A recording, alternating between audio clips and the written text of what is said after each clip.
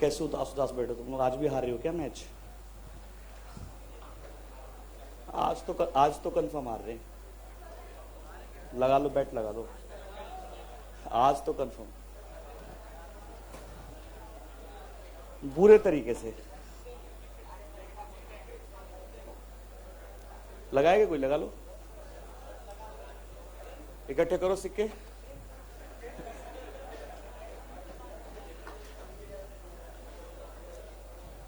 तुम्हें लगता है इंडिया बांग्लादेश को हरा देगी? पागल हो तुम। मतलब कह रहे हो आज मैच देखने वाला है ना? तुम लोग तो एफएम बजाओगे, तुम लोग तो एफएम बजाओगे। थर्सडे को टेस्ट है क्या एसएम का? एमसीक्यू? तो उसके अंदर ये 50 एमसीक्यू ऑडिट के भी होंगे। मैं तो डिस्कस कर देता हूं तुमसे, कोई दिक्कत नहीं यार। गलत करने से अच्छा है पढ़ के आके सही लिख दे। आप लोगों के हिसाब से मैंने सिस्टम चेंज कर दिया। और गलत करने से अच्छा है कम से कम पेपर दे दो, तो जो निकम्मे लोग हैं वो भी पढ़ के आ जाएंगे, है ना? तो 50 नहीं, मैंने 50 सेलेक्ट कराया है। थोड़ा देखूंगा इसमें जो बेकार हुए जनरल टाइप के होंगे वो हटा दूंगा, थोड़ा दिमाग तो लगे। तो 50 एमसीक्यू होगा। उनका कितने घंटे का है? 1 घंटे का? आधा घंटा? 50 एमसीक्यू कर लोगे ना? हो जाएगा 50, है ना? 50 मिनट्स बहुत। कुछ तो ऐसे होंगे जैसे the main objective of financial audit is, बस तो 10-10 सेकंड के होंगे, कुछ में टाइम लगेगा, कर लेना। ठीक, ठीक है? डिसिप्लिन के साथ कर, नकल मत मारना उस दिन की तरह। एमसीक्यू शुरू होते हैं तुम लोग शुरू हो गए थे। चलिए, पढ़ना है कुछ? अच्छा,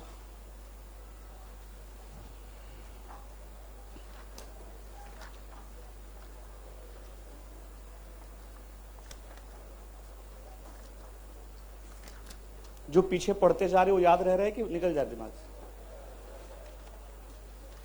या दिमाग से निकल रहा है? निकल रहा है? अच्छा। परमानेंट स्टोरेज में मत रखो उसको, सॉरी टेम्परेरी स्टोरेज में मत रखो, परमानेंट में रखो। चलिए, इंटरनल कंट्रोल है ना?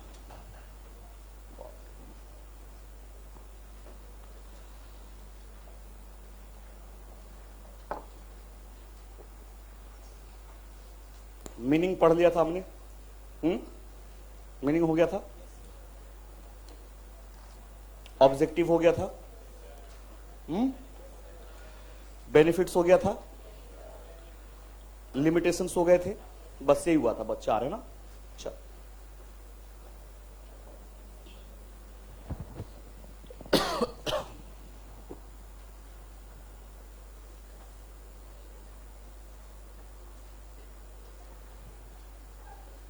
ऑब्जेक्टिव बता दीजिए मुझे एक बार।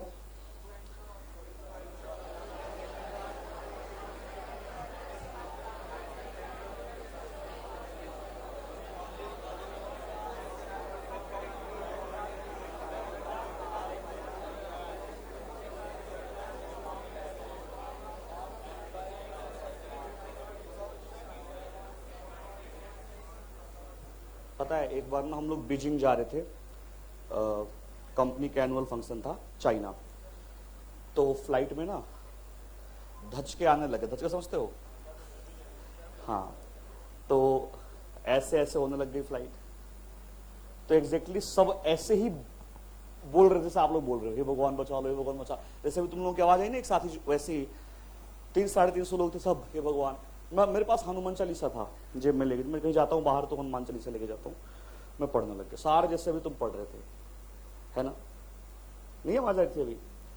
फिर मेरे बॉस ने जब फ्लाइट टेक हो गई तो वहां पे पायलट से पूछा भाई क्या हो गया था? कहता है कुछ नहीं सर, ये मेरा पहला इंटरनेशनल ड्राइव था। Oh my God. चलो पहुंच गए भाई, कभी ना कभी कोई ना कोई फर्स्ट फ्लाइट भी तो लेके जाता है। खैर,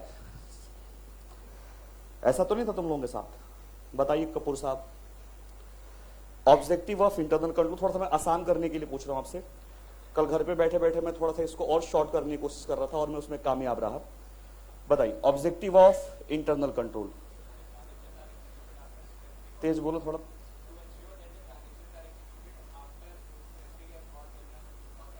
है ना?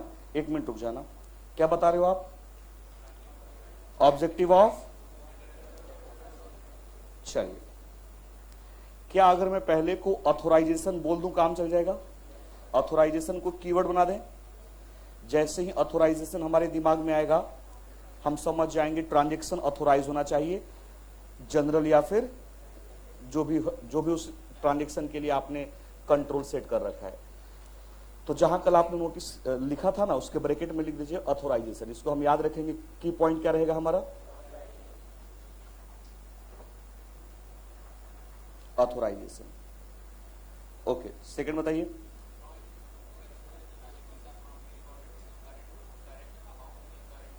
है ना? इसको मैं अकाउंटिंग बोल दूं,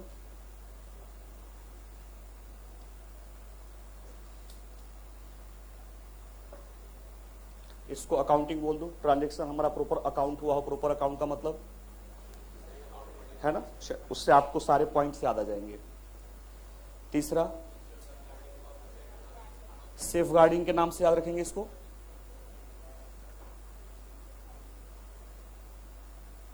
चौथा,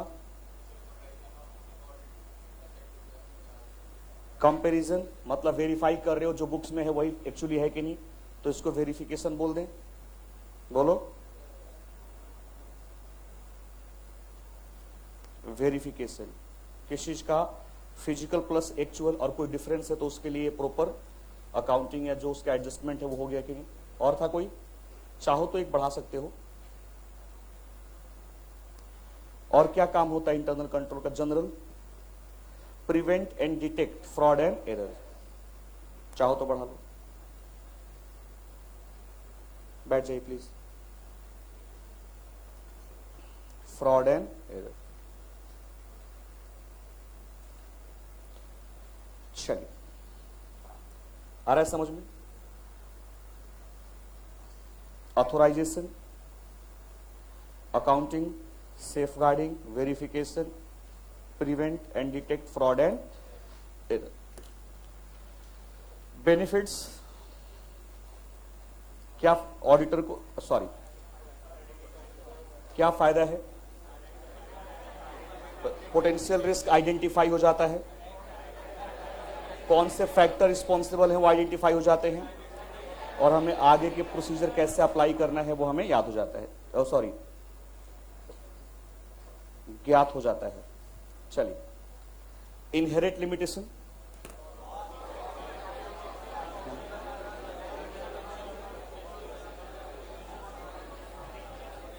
cost effectiveness, transaction of unusual nature, potential of human error, collision amongst the employees, manipulation by management. एक और पॉइंट जोड़ लीजिए, abuse the authority. Abuse the authority, अपने अथॉरिटी का गलत इस्तेमाल करने लग जाएं लोग, जिनको हमने इंचार्ज बना रखा है वो अपने आप को शहंशाह समझने लग जाए, फिर क्या बात? Abuse the authority. ठीक है, इतना हो गया था। जनरल पार्ट है ये हमारे इंटरनल कंट्रोल का। एग्जाम में पूछ देगा meaning and objective of internal control system, या मीनिंग एंड लिमिटेशंस। ठीक है ना, इस तरीके से क्वेश्चन आ जाएगा। आइए पॉइंट नंबर 5। पूछना तो नहीं किसी कुछ? अरे वो एक एमसीक्यू जो मैंने कल करेक्ट कराया था ना, एमसीक्यू, वो गलत है, इसके अंदर में गलत था। वो क्वेश्चन मैंने डिस्कस नहीं किया, वो इसके अंदर में उसका आंसर करेक्ट दिया हुआ था, जबकि स्टेटमेंट इनकरेक्ट है। तो किताब में कल जो मैंने करेक्शन कराया था ना, वो एक्चुअली ठीक ही था। आप पूरा आंसर पढ़ोगे ना तो उसका करेक्ट अपने आप से कॉन्ट्राडिक्शन करेगा। आई थिंक सैम्पलिंग का ट्रू फॉल्स 9 आई थिंक था, चेक करो। मैंने करेक्शन करवाया था, वो आपके इसके अंदर में ही गलत है, वो इनकरेक्ट सही है, आप उसको एज इट इज कर लो, करेक्ट नहीं है वो।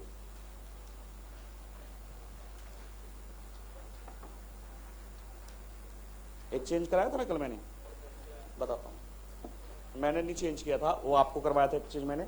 9 नंबर क्वेश्चन था ना, 9 नंबर था, जिसको मैंने इनकरेक्ट को करेक्ट करा दिया था। उस स्टेटमेंट को पढ़ोगे ना, वो इनकरेक्ट ही है। बाय रिप्रेजेंटेशन तो हर, चाहे आप सैंपलिंग करो चाहे नॉन सैंपलिंग करो, आपका जो सैंपल होना चाहिए वो रिप्रेजेंटेटिव होना चाहिए। वो इसके अंदर में ही गलत है। हमने क्वेश्चन पढ़ा नहीं, इसके अंदर को देख के करेक्ट कर दिया, ये ज्यूम करके कि वो सही होगा, बट वो स्टेटमेंट सही नहीं है। चलिए, तो जो आंसर दिया है वो बिल्कुल सही दिया हुआ है, ठीक है। तो एज इट इज कर लीजिए, है ना, उसको एज इट इनकरेक्ट ही रहेगा वो। चलिए शुरू करें। Component of internal control, point number 5,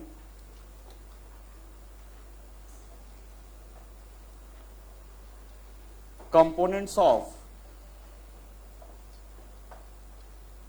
internal control. इस पूरे चैप्टर में सबसे चैलेंजिंग यही है, मैं पहले ही बता रहा हूं आपको। कंपोनेंट्स ऑफ इंटरनल कंट्रोल, ठीक है ना। सीए फाइनल में आता है यहां से क्वेश्चन।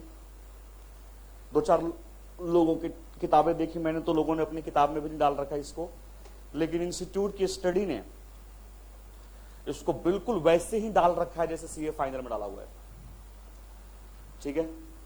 मैंने एक्स टीचर लोगों की भी देखा मैंने कि भाई अगर कोई ऐसी चीज है जो फाइनल का है, और मेरे को नहीं पता लोग क्या पढ़ा, कई बार कुछ ये छोड़ देते हैं, तो मैंने बुक में देखा इसके ऊपर नहीं था, या था तो सिर्फ नाम लिख के छोड़ दिया गया था।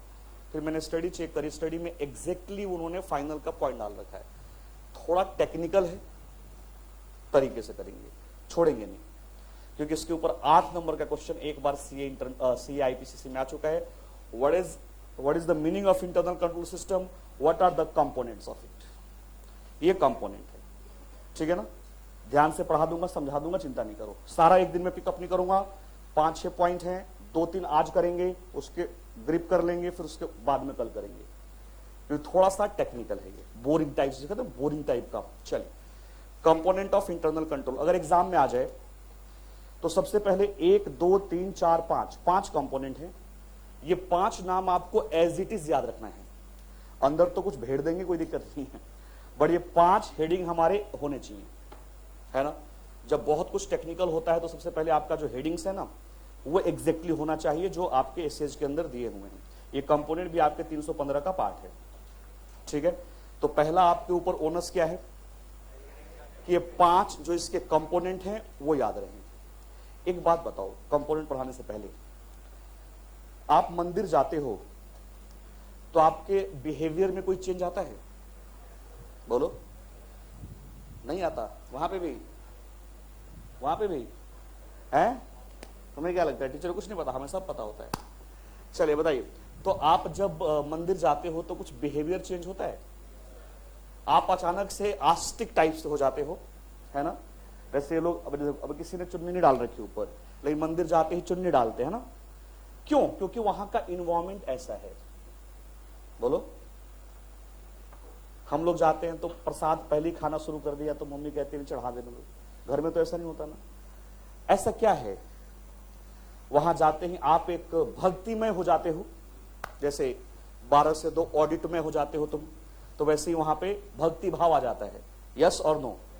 अचानक से मंदिर की घंटी बजाने लगते हो, अजीब सा बिहेवियर, क्यों सर? वो माहौल ऐसा है, वो माहौल ऐसा है। बोलो, लेकिन कभी किसी पब में जाओ तो बोलो, वही आदमी वहां जा रहा है तो बोलो, पब उस ठेका जहां पे बिठा के वो है ना, अंदर जो दारू सारू पिलाते हैं वो है ना, तो माहौल कैसा हो जाता है? अलग होता है ना। बोलो, वही बच्चा अगर क्लास में आता है तो इंसान सेम है, लेकिन इन्वायरमेंट के हिसाब से उसका बिहेवियर चेंज हो रहा है। यस और नो? तो सर, इंटरनल कंट्रोल के जो कंपोनेंट होते हैं ना, उसमें सबसे पहला कंपोनेंट है कंट्रोल इन्वायरमेंट। आपने अपने ऑर्गेनाइजेशन में किस तरीके का इन्वायरमेंट बना रखा है, माहौल कैसा है? बोलो, लोग कहते, नजर लगाते हैं मेरी क्लास को, सर आपकी क्लास बच्चे उफ तक नहीं कहते। मैंने कहा यकीन मानो, डे 1 से कंट्रोल है। बोलो, अच्छा मैं एक चीज सही से बताना, ईमानदारी से, सबसे ज्यादा हंसाता हूं मैं? बोलो, देखो भगवान लाल सर की तो उम्र हो गई, उनको तो छोड़ो, उनकी तो उम्र हो गई, ठीक। अब उनसे कंपेयर मत करो, है ना। अब उनका पेपर ऐसा है, लेकिन आप बताइए, लेकिन आप बताओ, उस हंसा देने से आपके घर की रोटी रोटी चल जाएगी?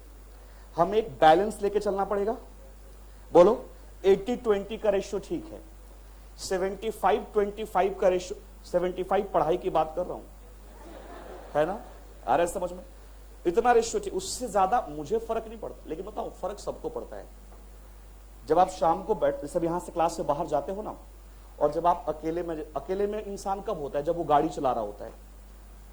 तो उस टाइम अगर उसकी क्लास अच्छी हुई है ना, तो उसको संगीत ऊंचे ध्वनि में सुनने का मन करता है, बिकॉज आपने अपना काम सही तरीके से परफॉर्म कर दिया है। बट आपने अपना काम सही से नहीं किया तो यकीन मानिए आप भी सही तरीके से नहीं रहोगे, आप भी डिस्टर्ब रहोगे। मैं आपको बता रहा हूं, अपना एक्सपीरियंस बता रहा हूं। लेकिन आपने कोई चैप्टर, जैसे मैंने कल आपको इंटरनल कंट्रोल बहुत अच्छा पढ़ाया, मुझे पता है, मुझे आपसे नहीं सर्टिफिकेट चाहिए, मुझे पता है। अब मुझे खुशी हुई, आज जो पढ़ाने जा रहा हूं वो अच्छे से नहीं पढ़ोगे, तुम्हें पता है। तो जिस दिन आप अच्छे से क्लास करा के जाते हो आपको भी खुशी हो, आप जिस दिन अच्छा पढ़ लेते हो आपको भी सेटिस्फेक्शन मिलता है, यस और नो? तो मैं क्या चाहता हूं, आप थोड़ा तमीज से पढ़ें। बोलो, क्या गलत चाहता हूं? तो अभी सवेरे आ गया था मैं, आज 7:30-8 बजे कुछ काम करना था तो मैं आ गया था। तो कहता है स्टाफ, सर आपको देख के बच्चे डर रहे हैं। मैंने कहा चोर है, चोरी किया होगा उसने तो देख के डर रहे हैं। क्यों डरेगा भाई? अजीब सी बात है, बताओ क्यों डरेगा? अरे मैं 8 बजे से भी पढ़ाऊंगा तो 2 घंटे तो पढ़ा के चला जाऊंगा। 2 घंटे झेलना है तुमको, 8 से 10 झेलो, 10 से 12 झेलो, 12 से 2 या 2 से 4, यस और नो? तो सर ये इन्वायरमेंट है, आपको बनाना पड़ेगा। पढ़ाई सेकेंडरी है, पहले है इन्वायरमेंट, है ना? आप घर जाके, जो बच्चे यहां पहले से ऑडिट पढ़ रहे हैं, मैं चैलेंज कर रहा हूं, मैं ये नहीं कह रहा कोई 15 साल से पढ़ा रहा है तो हमें सब कुछ याद है, हम उनसे बेहतर, कोई बेहतर नहीं होता, कोई खराब नहीं होता। बट आज जाके आप ऑडिट की किताब घर पे खोलते हो ना, ये इन्वायरमेंट है क्लास का। एक जमाना था जब टॉपर्स में घर जाके बच्चे अकाउंट्स, कॉस्ट, एफएम के अलावा कुछ खोलते ही नहीं थे। आज तो टेक्स्ट भी खोलते हैं।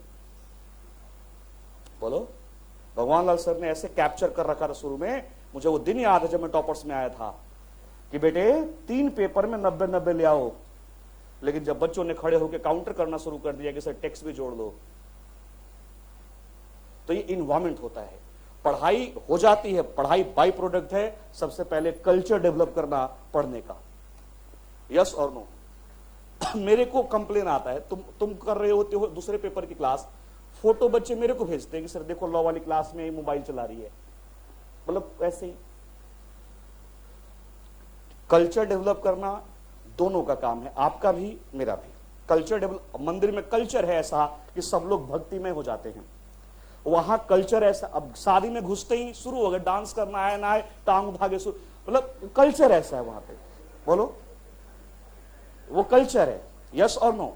भाई आपकी फेयरवेल पार्टी है, वहां आप थोड़ी ना किताब लेके आओगे आप, वो कल्चर ऐसा है। तो याद रखिए, internal control system basically management की ड्यूटी है कि वो ऐसा कल्चर डेवलप करें जहां पे हर आदमी अपना काम सही तरीके से करे, उसको पता हो कि इस कंपनी में मैं आया हूं तो यहां के कुछ एथिकल वैल्यूज हैं। टाटा में जाइए काम करने, टाटा कंपनी में आपको एथिकल वैल्यूज के ऊपर पूरा सेशन चलता है। तो इंटरनल कंट्रोल सिस्टम क्या है? Basically behaviour of employ.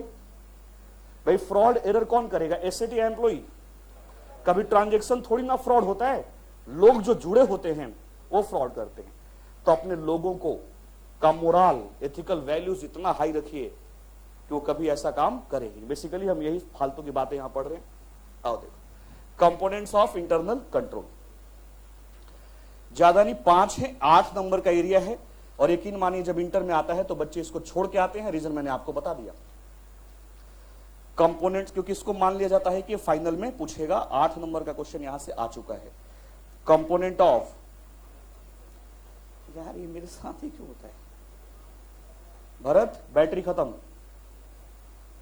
लिखिए नंबर 1 कंट्रोल, ऐसे एरो बना लीजिए 1 2 3 4 5।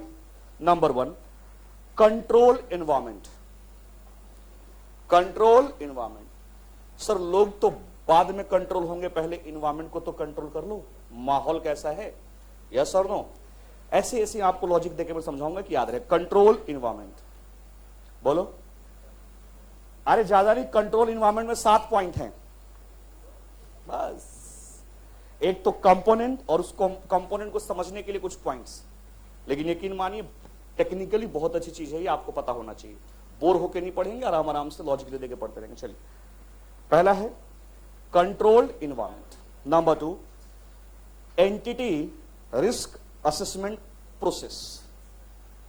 Entity risk assessment process. अरे ऑडिटर ही रिस्क असेस नहीं करता, मैनेजमेंट भी असेस करता है कि उसका जो इंटरनल कंट्रोल सिस्टम है सही से काम कर रहा है कि नहीं कर रहा।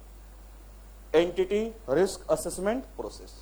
Third information system. ठीक है।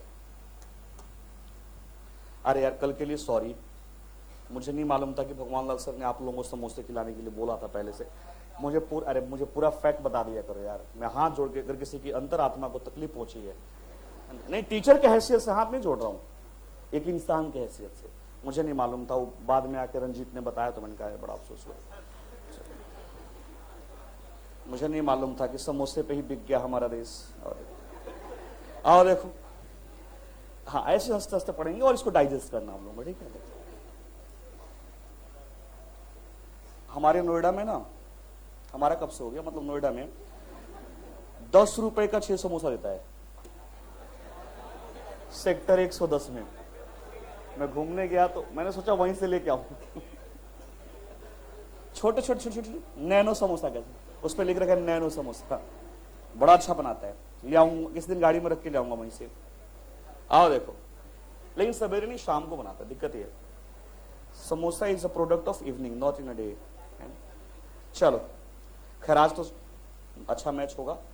चलिए, आज कंट्रोल एनवायरमेंट लिखे पहले, कंट्रोल। अच्छा, इसके लिए मैंने तुमको आइडिया दिया कि कैसे इसको याद रखोगे। कंट्रोल एनवायरमेंट, बताइए कैसे याद रखोगे।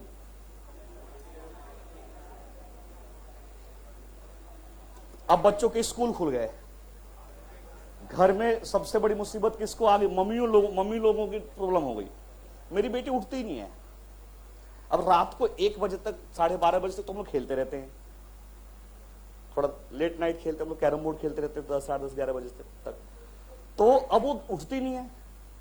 सर मम्मी लोगों ने घर का माहौल ऐसा बना रखा है, मैं 6:20 पे बोलता हूं आयशी यस पापा, ऐसे खड़े होकर। इन्वायरमेंट बोलो। आप सुनिए, दुनिया में कोई भी नियम बना दीजिए, अगर माहौल सही नहीं है ना, हर नियम खराब हो जाएगा। और अगर नियम नहीं भी है, माहौल सही है, बोलो। हमने सुना है टॉपर्स में ना, क्लास के अंदर मोबाइल चलाने पे मोबाइल छीन लिया जाता है। कल्चर डेवलप कर रखा है आपने, सुना है। अब आने वाला जो आएगा ना, अपने आप ही पहले से माइंड मेकअप करके आएगा कि नहीं यार वहां कल्चर इस तरीके से। बोलो, मैंने सुना है शनि महाराज के यहां दारू मिलती है, पूजा होता है ना, भगवान को पर्सनली चढ़ाते हो। बताओ, एक दिन मैं संडे को जा रहा था, सैटरडे को मैंने देखा वहां सही में, मैंने सुना है बोतल ले लेकर रोड पे जा रही है ऐसे पूजा करने। तो बताइए, भैरव जो भी है यार, वर्ड एवर चेंज कर लो ना यार, कोई फर्क चेंज कर लो ना अपने हिसाब से। कोई अरे कोई बात नहीं, सुनो मेरी सबके साथ सेटिंग है, कोई मेरा कुछ नहीं बिगाड़ेगा, सब सेटिंग। आओ देखो तो सुनिए प्लीज, तुम लोग फिर उसमें घूम जाते हो यार, सब्जेक्ट पढ़ो।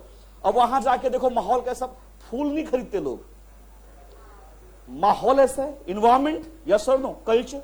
तो जो आदमी महावीर जी के लिए लड्डू खरीद रहा था, वहां नंबर 1 खरीद रहा है। बोलो, मैंने उससे कहा यार नंबर 1 तो बड़ा बेकार होता है, भगवान को दे थोड़ा हाई क्वालिटी का। शनि महाराज को तेली चढ़ा रहे, कल्चर, इन्वायरमेंट। तो याद रखिए, माहौल बहुत मैटर करता है। बोलो, स्कूल में एक टीचर आता था, आते ही सारे के चेहरे पे माहौल ऐसा है। दूसरा बोलो ना, थोड़ी थोड़ी तो मदद किया करो यार। एंटिटीज रिस्क असेसमेंट, ये क्या है? आज हम सिर्फ ये 2 पढ़ेंगे या 1 पढ़ेंगे, है तो 5, लेकिन ये 5 एक दिन में डाइजेस्ट नहीं होता। एक बार बताओ, आपने इंटरनल कंट्रोल सिस्टम बना रखा है, बोलो, लेकिन आपने कुछ नया रिक्रूटमेंट किया आज, एक 15 साल पुराना एम्प्लॉय आपका छोड़ के चला गया, जो इस सिस्टम को बहुत अच्छे तरीके से जानता था, यूज टू था। एक नया बंदा कितना भी इफिशियंट हो, आज उसकी ज्वाइनिंग है, आपको रिस्क असेसमेंट करना चाहिए ना कि उस सिस्टम को वो बेहतर तरीके से इंप्लीमेंट हैंडल कर पाएगा कि नहीं। बोलो, आज मैंने कुछ अनयूजुअल टाइप के ट्रांजैक्शंस किए, मैंने अपना अकाउंटिंग पॉलिसी चेंज कर दिया। बोलो, जब आप कुछ ऐसी चीजें करते हो जो रेगुलर बेसिस पे नहीं है, तो मैनेजमेंट को अपना इंटरनल कंट्रोल में रिस्क असेसमेंट करना चाहिए कि कहीं इसकी वजह से कुछ गलती ना रह जाए। जैसे मेरा अकाउंटेंट है, बीकॉम पास है, ठीक है, बीकॉम पास है, हमारी कंपनी का अमालगमेशन हो रहा है, अब उसको अमालगमेशन की अकाउंटिंग एंट्री नहीं आती। बोलो, क्योंकि वो बीकॉम पास है, हमने सिस्टम बड़ा अच्छा बना रखा है कि एंट्री होती है सब कुछ, लेकिन उसको आना भी तो चाहिए। तो जब कोई अनयूजुअल चीजें हों तो टीसीडब्ल्यूजी मैनेजमेंट थोड़ा सा अपना रिस्क असेस कर ले कि जो बंदा आया है या जो सिस्टम चेंज हो रहा है वो अच्छे तरीके से कवर अप हो रहा है कि नहीं। ये रिस्क होता है हमेशा, सिलेबस चेंज होता है तो रिस्क होता है कि नहीं। तो यहां पे भी सिस्टम चेंज हो रहा है, पढ़ेंगे इसके अंदर भी 5-6 पॉइंट है, चिंता नहीं करो। पॉइंट तो ऑडिट में ऐसे दे रखे ना, बना बना के चलिए। अगला, इंफॉर्मेशन सिस्टम, इंफॉर्मेशन सिस्टम। चौथा, control activities related to audit, control activities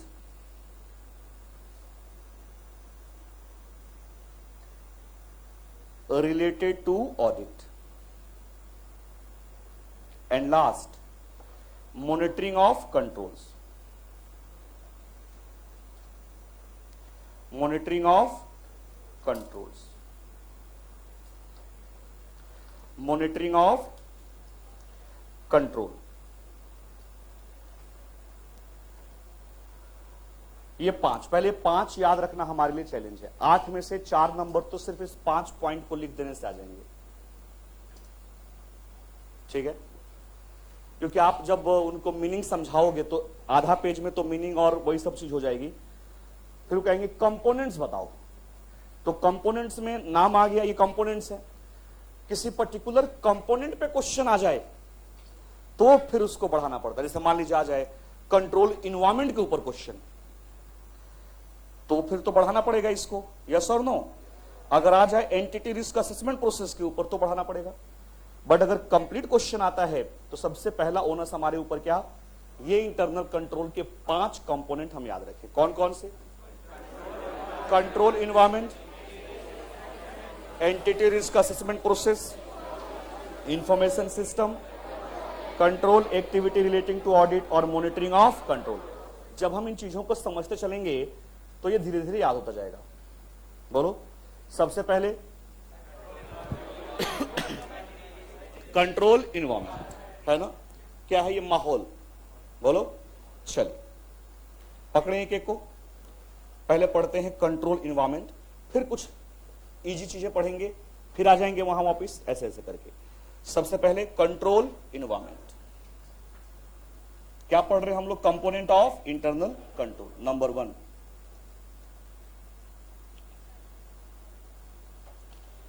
control environment.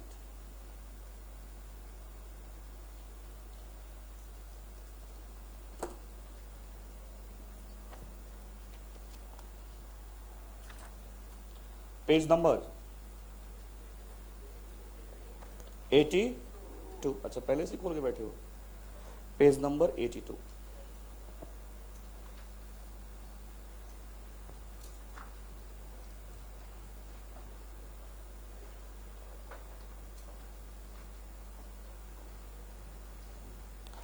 Component of internal control, 5 दिख गए आपको। अब हम किसकी बात करने चल रहे हैं? Control environment. जरा इससे पढ़ते हैं, फिर मैं पॉइंट बनवाता हूं, इसके हिसाब से पढ़िए जरा क्या कहता है। Control environment, control environment includes. अच्छा एक चीज बताओ, आप इंटरनल कंट्रोल पढ़ रहे हो ऑर्गेनाइजेशन का, तो यहां इन्वायरमेंट का मतलब क्या है? ऑर्गेनाइजेशन का इन्वायरमेंट कंट्रोल होना चाहिए, बोलो।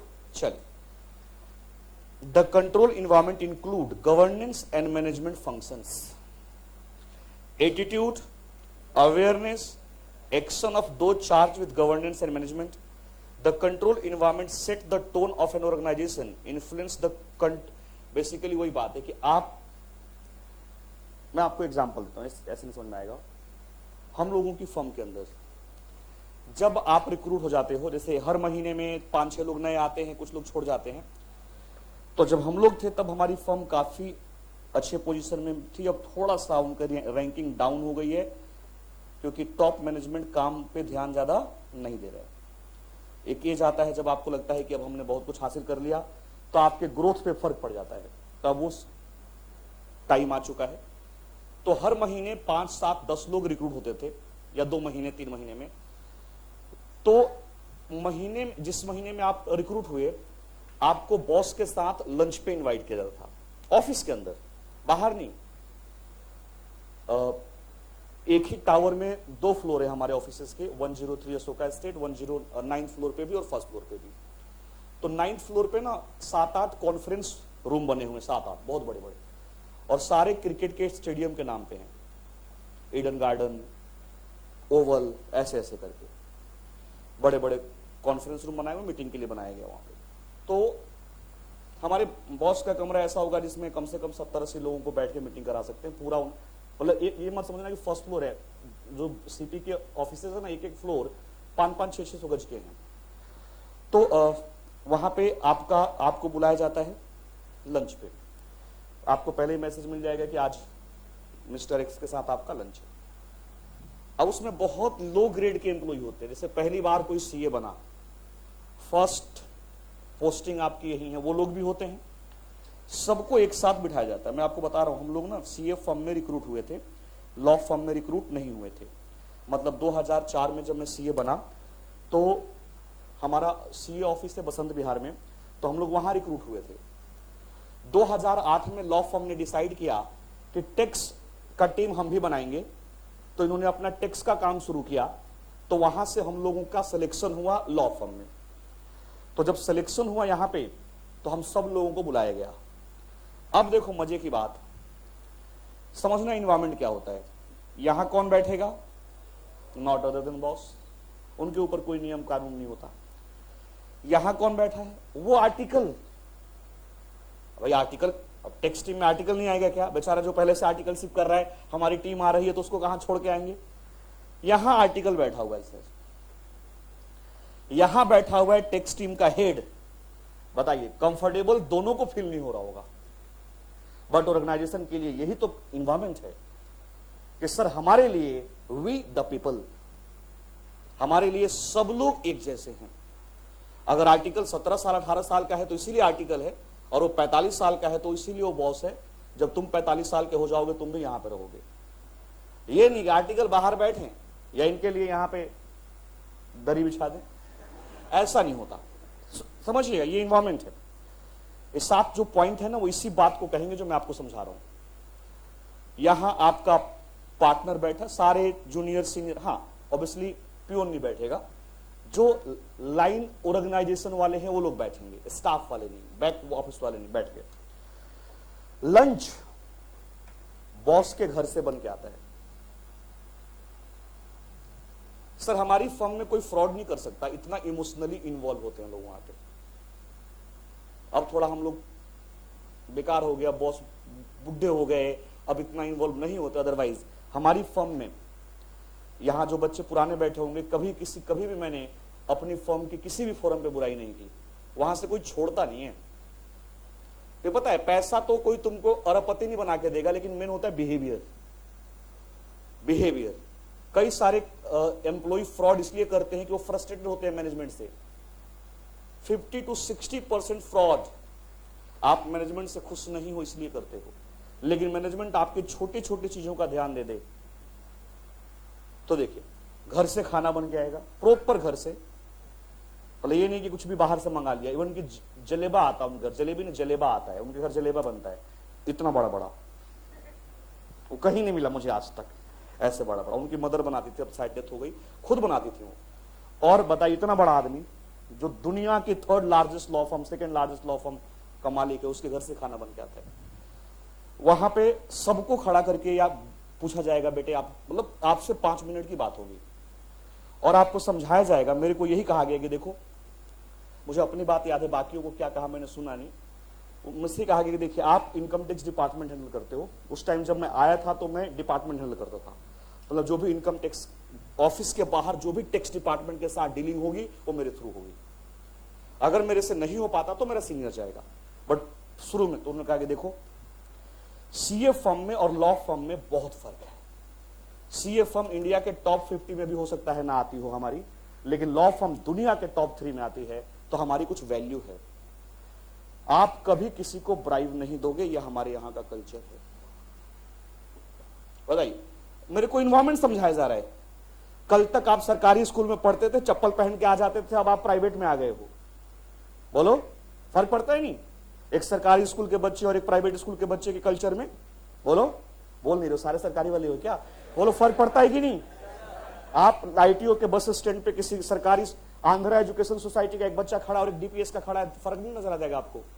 इन्वायरमेंट का फर्क होता है। आप किसी को ब्राइब नहीं दोगे। अगर आप कहीं पाया गया कि आपने हमारी फर्म के नाम का इस्तेमाल करके कहीं ब्राइब दिया है, तो हम आपको उसी दिन निकाल देंगे।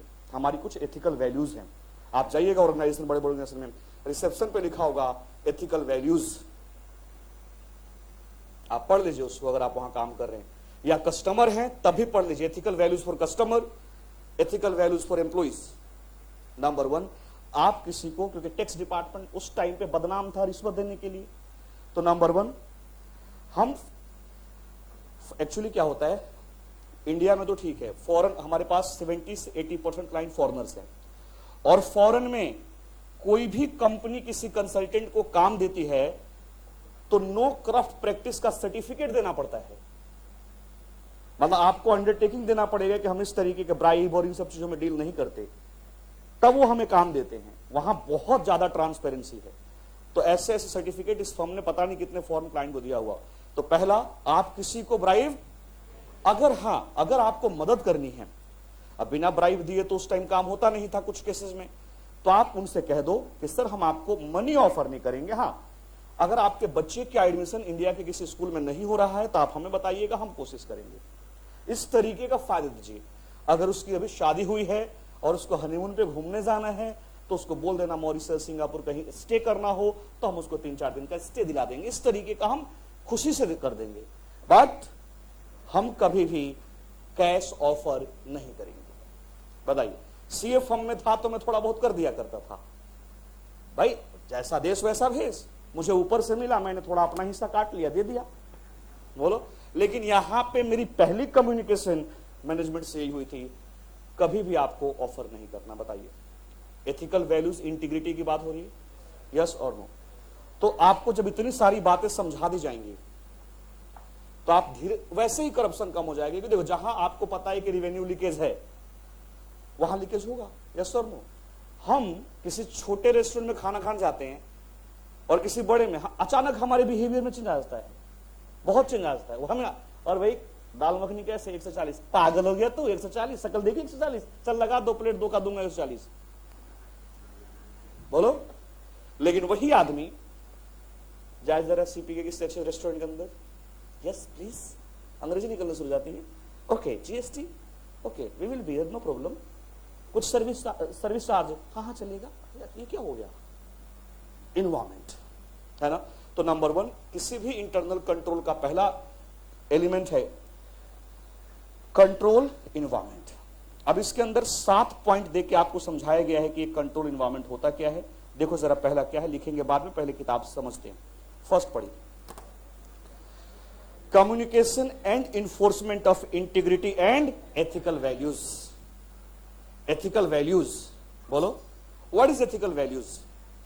आपके मां बाप आपको दिल्ली में यहां भेज के पढ़ा रहे ना, आपके ऊपर कभी शक नहीं करते कि तुम वहां क्या कर रहे हो। सर ये एथिकल वैल्यूज हैं, आपकी इंटीग्रिटी है, ये आपको बनाकर रखना पड़ेगा। और मां बाप को टाइम टू टाइम ये चीजें समझाना चाहिए।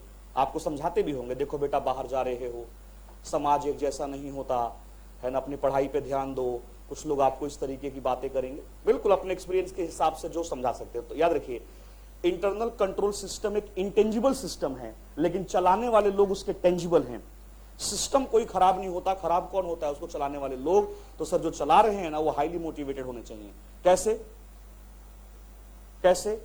आप एक बार बताइए, आपकी रिलायंस में नौकरी लग जाती है, आपको अपने आप, चाहे सैलरी कम हो, लेकिन आपको अपने आप में कितना बड़ा प्राउड होता है। कहां नौकरी कर रहे हो? रिलायंस में।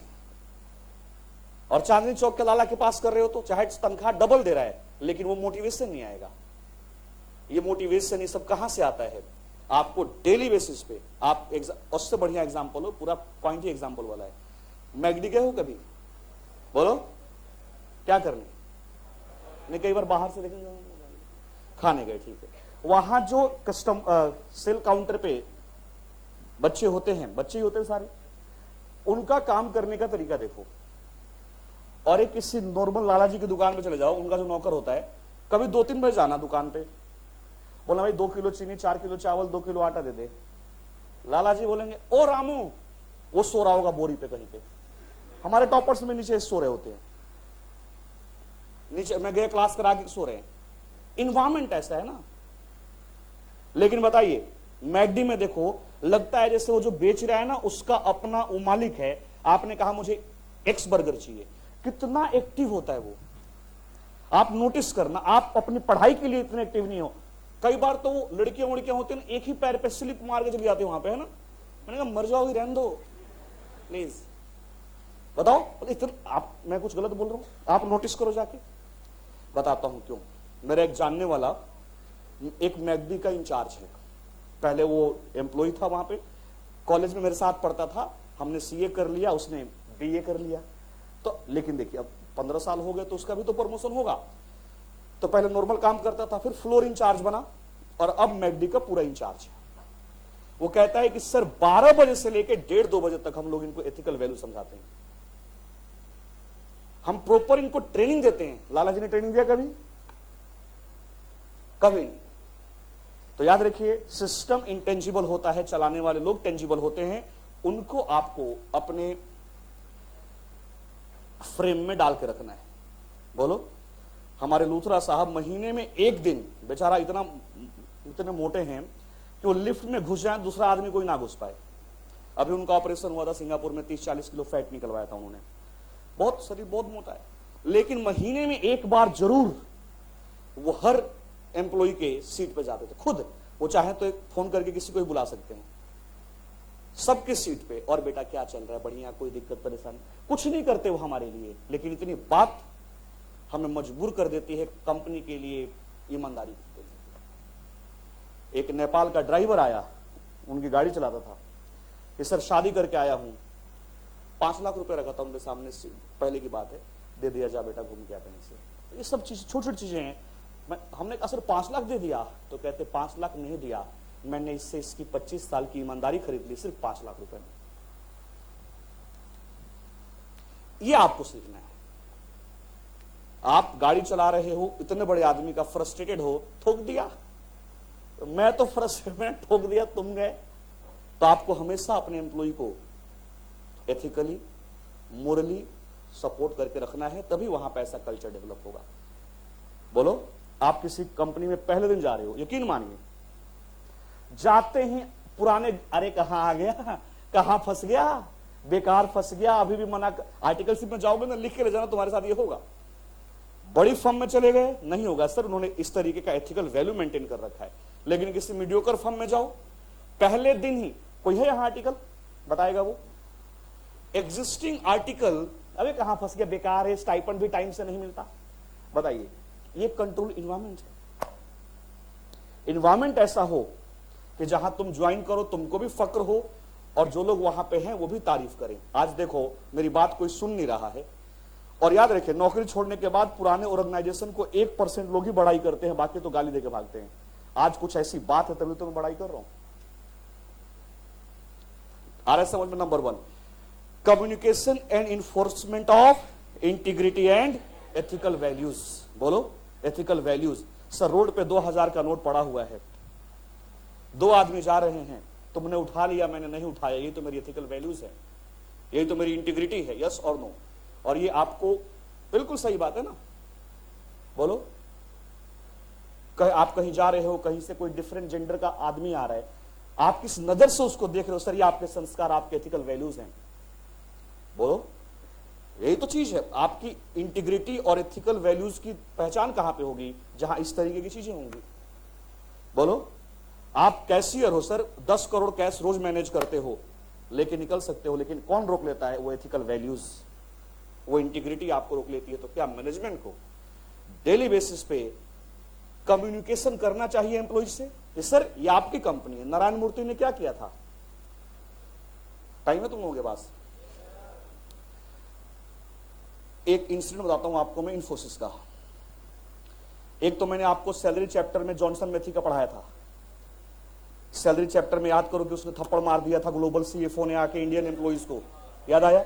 वैसे ही इन्फोसिस का ऑफिस बेंगलोर मैसूर के अंदर है, मैसूर रोड बेंगलोर पे। मेरा दोस्त वहां पे जॉब करता था साइंस साइड से, अब तो वो अमेरिका में बताया था, उसने साइंटिस्ट लड़की से शादी कर ली, जापान की लड़की से शादी करी, बिहार का ही है, बैचमेट हम लोगों का, मतलब मैं डायरेक्टली नहीं जानता, क्या बोलते हैं उस, कॉमन फ्रेंड है। तो आप लोग कहते हो ना फैमिली का माहौल, मोतिहारी का है रहने वाला, मेरा फ्रेंड का फ्रेंड है, उसके फादर गवर्नमेंट जॉब में किसी स्कूल में टीचर हैं नेपाल में, और सरकारी स्कूल से पढ़ के आईआईटी में टॉप किया। घर पे कैंपस हुआ उसका, बुलाया भी नहीं किया, घर पे आके कैंपस हुआ, क्योंकि फोन वोन नहीं थे, उसको चिट्ठी भेजा, मिला ही नहीं। आज अमेरिका में इन्फोसिस के किसी प्रोजेक्ट में प्रोजेक्ट हेड है। जापान में उसकी बीवी रहती है, वो साइंटिस्ट है, तो बीवी कहां पे पोस्टेड है? जापान में। वो कहां पे है? यूएसए में। तो ऐसे से अब हम एक्सक्यूज देते रहे कि हमारे घर में तो लाइट नहीं थी, हम नहीं पढ़ पाए। जिसको पढ़ना होता है, जिसको आगे बढ़ना होता है ना, वो कहीं ना कहीं से वो आगे निकल जाएगा, कोई ना कोई रास्ता उसके पास होगा। तो इन्फोसिस में एक प्योन किसी विजिटर को पानी पिलाने गया। कोई विजिटर आया था, उसको पानी पिलाने गया। तो तुम में से कुछ लोग ऐसे हैं ना कि घर में पानी पिएंगे तो गिलास में नहीं देखेंगे गिलास गंदा है कि नहीं, लेकिन जैसे ही रेस्टोरेंट में जाओगे, भाई अगर बाहर खाना खा रहे हो और पानी पी रहे हो तो शुद्धता की कोई गारंटी नहीं होती। लेकिन मैंने कुछ लोगों में देखा है, ना दिखे ना तब भी देखने कुछ, अब वो यार तुम्हारे घर में मम्मी बर्तन साफ करती हैं, किसी से करवाती हैं, वो अलग होगा ना और वहां अलग होगा। तो उसको कुछ दिख गया गंदा सा पानी, उसने कहा इसको चेंज करके लाओ। पियोन चेंज करके लाया, उसको फिर गलत दिखा, उसने पानी उसके मुंह पे फेंक दिया। कैमरा में सारी चीज रिकॉर्ड हो रही थी। विजिटर कोई बड़ा आदमी था, उसकी सीएफओ से मीटिंग थी नारायण मूर्ति से। मीटिंग में नारायण मूर्ति ने कहा कोई बात नहीं, फेंक दिया, कोई इश्यू नहीं, लेकिन आपको पता है वो जो पानी पिला रहा था वो भी इन्फोसिस का 1 करोड़ का ईसॉप होल्डिंग करने वाला एम्प्लॉई है सर, ऑर्डिनरी आदमी नहीं है। उसने पढ़ाई नहीं की, उसके कर्म ऐसे हैं कि वो हमारी कंपनी को इस लेवल पे सर्व कर रहा है, लेकिन ईसॉप के थ्रू आज वो 1 करोड़ रुपए का मालिक है। वो जवाब नहीं दिया, ये उसकी एथिकल वैल्यू है सर, नहीं तो वो पानी आपके मुंह पे ही फेंक सकता था। वो गरीब नहीं है। आपको बताया था मैंने, ईसॉप पहले इन्फोसिस से लेके आई थी इंडिया में, और आज इन्फोसिस में जो 20-25 साल पुराने प्योन चपरासी हैं, आज 2-3-4 करोड़ रुपए शेयर्स की वैल्यू रख के बैठे हुए हैं। तो हमने इस तरीके का एथिकल इंटीग्रिटी मोरल कर रहा है कि वो आपकी इज्जत कर रहा है, अदरवाइज वो गरीब नहीं है।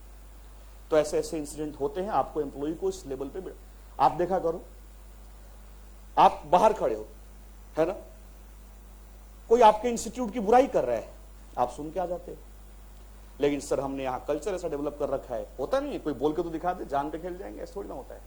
यस और नो? ये आपका इन्वायरमेंट, ये कल्चर आपको डेवलप करना पड़ेगा, अदरवाइज आप कोई भी सिस्टम डेवलप कर लो उसका कोई फायदा नहीं है, क्योंकि सिस्टम चलाने वाला ही मोटिवेटेड नहीं है, तो फिर क्या होगा? यस और नो? और ये कैसे होगा? आप बात करते रहिए, उनको समझाते रहिए, उनकी ड्यूटी समझाते रहिए। चलिए, हो जाएगा याद? पॉइंट याद रखना है, कहानी तो मैंने आपको पॉइंट याद रखने की इंग्लिश से। अरे एक क्वेश्चन आ जाए 5 नंबर का कंट्रोल इन्वायरमेंट के ऊपर, 5-7 लाइन है, एक एक लाइन भी हम एक्सप्लेन करेंगे तो 10 लाइन 12 लाइन हो जाता है, बहुत ज्यादा नहीं लिखना होता है यहाँ पे। चलिए, control environment include the following elements. Number 1, communication and enforcement of integrity and ethical values. Keyword क्या रहेगा? Integrity and ethical values. Number 2, commitment to competence. क्या मतलब है इसका? देखो पढ़ के कुछ समझ में आ जाए। Matter such as management consideration of competence level for particular job and how this level translate into sir मैं समझाता हूं आपको। चलिए, कमिटमेंट टू कॉम्पिटेंस याद रखिए, हर पोजीशन के लिए एक काबिल आदमी होता है, उस पोजीशन पे वो काबिल आदमी ही बैठना चाहिए। आप एक बार बताइए, आपने देखा होगा जब हायरिंग होती है कंपनी में, रिक्रूटमेंट होता है, तो लिखा जाता है 5 ईयर एक्सपीरियंस, 6 ईयर एक्सपीरियंस। क्यों कहा जाता है? क्या वो एक्सपीरियंस सिर्फ जॉब का होता है? नहीं सर, आपको कॉर्पोरेट कल्चर का भी एक्सपीरियंस होना चाहिए। आप शुरू में जॉब करने जाओगे ना, 3, 4, 5 महीने तो हड्डियां टूट जाएंगी बैठ के, क्योंकि अभी आपको एक्सपीरियंस नहीं है। कई बार बाथरूम में आधा आधा घंटा बैठोगे तुम, क्यों? रो रहे होंगे, किसी ने कुछ बोल दिया, इमोशनल हो गए। मैं अपने ऑफिस में था, मेरे को सीनियर ने बुलाया, बॉस बोलता हूं तो ये मत समझना कि बॉस का ही होते हैं, तुमसे हर सीनियर बॉस है तुम्हारा। तो मेरे सीनियर ने बुलाया और कहा इधर आओ, ये लो 25,000 रुपया टाई खरीद लेना। अब यहां पे टॉपर्स में इन्वायरमेंट ऐसा नहीं होता कि आप टाई पहन के आ जाओगे, यहां तो ये भी उतारने का मन करता है। इस माहौल में टाई थोड़ी चलती, जहां पे टेम्परेचर 18-22 डिग्री हो वहां पे समझ में आता है। तो यहां पॉसिबल, और ना ही रिक्वायरमेंट है। यहां इसको बांध दो तो बोल ही नहीं पाओगे ढंग से, तो इसको तो और तोड़ देना चाहिए। बट ऑफिस में ऐसा नहीं होता। तो मुझे लगा यार, मैं अपने हिसाब से, जो मेरी औकात है, ठीक ठाक कपड़े पहनता हूं, ऑफिस में टाई भी खरीद लेता हूं ठीक ठाक, इसने मुझे टाई के पैसे क्यों दिए? मैं उसके बॉस के पास गया, मतलब और सीनियर के पास, और मैंने कहा सर ये मुझे अच्छा नहीं लगा, ये मेरी डिसरिस्पेक्ट है। ये देखो टाई सर, सीए बनने के बाद पहला 2200 रुपए का टाई खरीदा मैंने सर।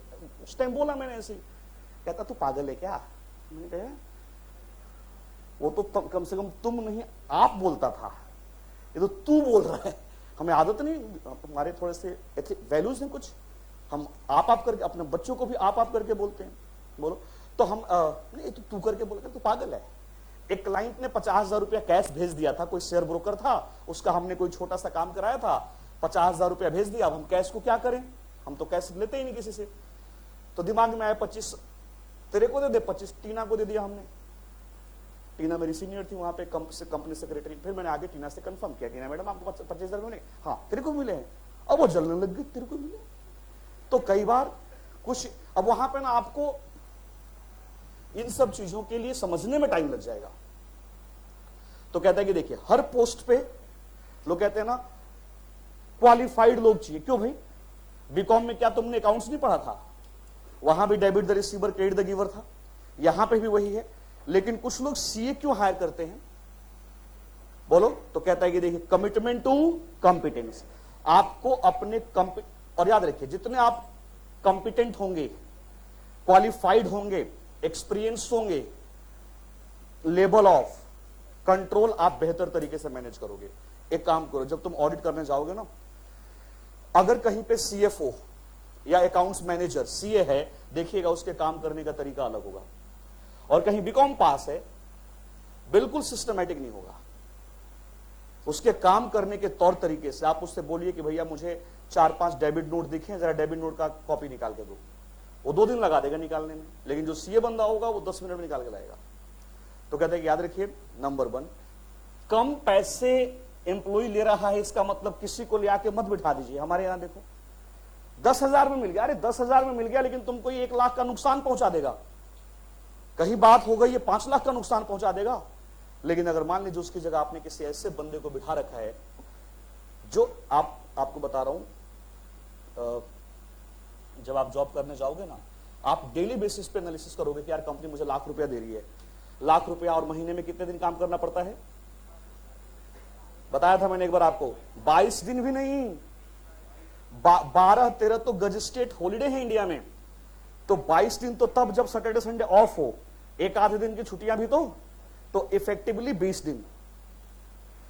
उसके बाद भी कुछ आपको मेडिकल लीव, कैजुअल लीव जिसके पैसे नहीं कटते, तो 18 दिन मैंने एक बार निकाला था, 18 दिन हम काम करते हैं और 18 दिन के लिए कंपनी आपको लाख रुपया दे रही है, और अगर आप परफॉर्म नहीं कर पा रहे हो ना, तो एक प्रोफेशनल को हमेशा पिंच होगा कि नहीं यार, मैं अपने पोजीशन को जस्टिफाई नहीं कर रहा हूं।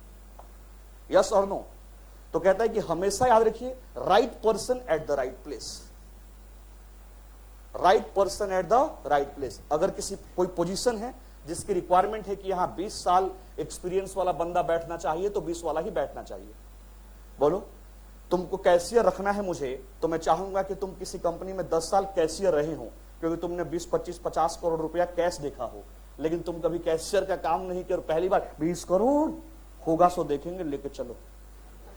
यस और नो? तो आप उस कंट्रोल को के लिए हैबिचुअल नहीं हो, इसको कहता है कमिटमेंट टू कॉम्पिटेंस। आ रहा है समझ में? थर्ड देखिए, पार्टिसिपेशन बाई TCWG। देखिए, हमेशा गवर्निंग बॉडी को एम्प्लॉय के साथ लूप में रहना चाहिए। कभी उनको यह चीज नहीं क्रिएट करनी चाहिए कि हम तो बड़े हैं और आप छोटे हो। We the people, I the people नहीं, वी द पीपल, हम सब लोग। आज हम सब लोग इस ऑर्गेनाइजेशन में नौकरी कर रहे हैं, सब एम्प्लॉय हैं यहां पे। यस और नो? जब सैलरी बनती होगी तो सबका नाम एम्प्लॉय लिस्ट में आता होगा, चाहे सैलरी किसी की करोड़ हो, किसी की लाख हो, किसी की हजार हो। तो आपको हमेशा अपने एम्प्लॉय से ट्यूनिंग सेट करके रहना है, उनसे इतना दूर नहीं चले जाना कि वो आपके बारे में अलग अलग तरीके की बात करने लग जाएं। आगे देखिए, management philosophy and operating style. आपका काम करने का तरीका, एक होता है क्या बोलते हैं उसको, एक होता है पार्टिसिपेटिंग टाइप से काम करना, और एक होता है एरोगेंट टाइप से ना, उसका कुछ और मतलब होता है। जैसे आप मैनेजमेंट हो, आपने कह दिया जो हमने कहा वो सही है, हम किसी के नहीं सुनेंगे। एक ये होता है मैनेजमेंट की फिलोसफी, और एक ऑपरेटिंग स्टाइल कि मैं कौन हूं, मैं यहां CFO हूं, तो तुम लोग क्यों बोल रहे हो यार, मैंने कह दिया ना। अफगानिस्तान इसीलिए हार गया। आप उस मैच को देखोगे ना, इस पॉइंट का ध्यान आएगा। उस टीम में 3 से 4 कैप्टन हैं। वर्ल्ड कप से जस्ट पहले कैप्टन चेंज हुआ, और उस कैप्टन का पूरे मैच में एटीट्यूड देखिए। अगर इस पॉइंट को समझ में नहीं आया तो जाके क्लिप चला लीजिएगा, लाइव देख लीजिएगा। मैं सही हूं, मैं 10 ओवर डालूंगा।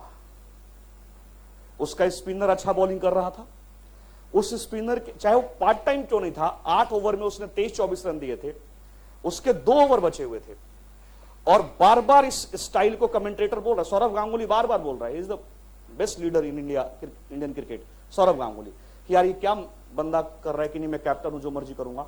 और उसको बार बार नवी, असगर और तीसरा कौन था, जाके बोल रहे थे कि नहीं यार स्पिन बॉलिंग करा लो, कहता मुझे अपना कोटा पूरा करना है।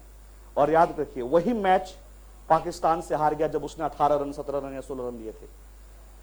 आपको पार्टिसिपेटिंग नेचर रखना चाहिए। आपको किस ऑर्गेनाइजेशन को चलाना है तो डिक्टेटरशिप के हिसाब से नहीं चला सकते।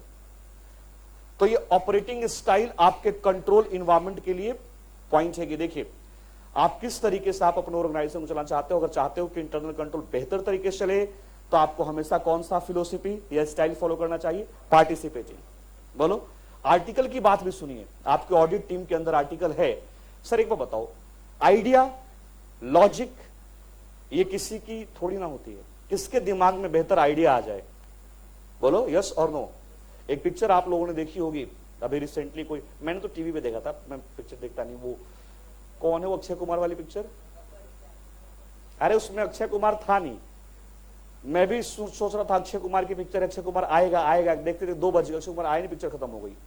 वो जो लड़ाई थी उसमें, मुगलों वाली लड़ाई, कौन सी भी आई थी, केसरी, जब वो अपने गांव जाता है तो एक बच्चा उसको बताता है कि यहां पे कुछ एक नहीं तुम तो आइटम सॉन्ग देखने के लिए पिक्चर देखते हो क्या, उसमें कितनी बढ़िया स्टोरी बताए। वो अपने गांव गया तो कहता देखो यहां पे वो मुगल वाले हैं और यहां पे ये हैं, तो उसने कहा तो यहां पे वो डाल दो, याद आया, और इसको उसने फॉलो किया। तो बताइए एक छोटा सा बच्चा जो 8-9 साल का है, मजाक मजाक में इतनी बड़ी चीज सोच गया जो आपका पूरा थिंक टैंक नहीं सोच रहा है। बोलो, तो याद रखिए जिंदगी में आप भी कभी ना कभी किसी ना किसी ऑर्गेनाइजेशन के थिंक टैंक बनोगे, हमेशा पार्टिसिपेटिंग। बोलो, अब ये मत कहना सर ये आप कह रहे हो, मेरा सब्जेक्ट ऐसा है। हर आदमी की अपनी क्वालिटी होती है, बट वो क्वालिटी सही हो इस बात की कोई गारंटी नहीं है। तो कहते हैं कि देखिए, अच्छा बताओ इससे आपका इन्वायरमेंट पे फर्क नहीं पड़ेगा? बोलो, समझाता हूं। हमारे ऑर्गेनाइजेशन में एक पटनायक साहब, तो उनका तो नाम मैं बार बार लूंगा और मैं चाहूंगा वो सुने और अभी भी सुधार कर ले अपने अंदर। भाई साहब, वो बंदा कभी भी ऑफिस से रात को 11 बजे से पहले नहीं गया, और मेरी किस्मत खराब कि मेरा इंटरव्यू भी उन्होंने ही लिया। जो सोर्सेज मेरे लगे थे वो भी उन्हीं के थ्रू लगे थे और उन्हीं की टीम में था मैं। कभी अरे वो अपने मैरिज एनिवर्सरी के दिन भी 11 बजे जाता था। वो आदमी दुनिया में बना ही काम के लिए था। काम के अलावा उनसे कोई बात कर लो, उनको बात करना आता ही नहीं था, लेकिन काम, यस।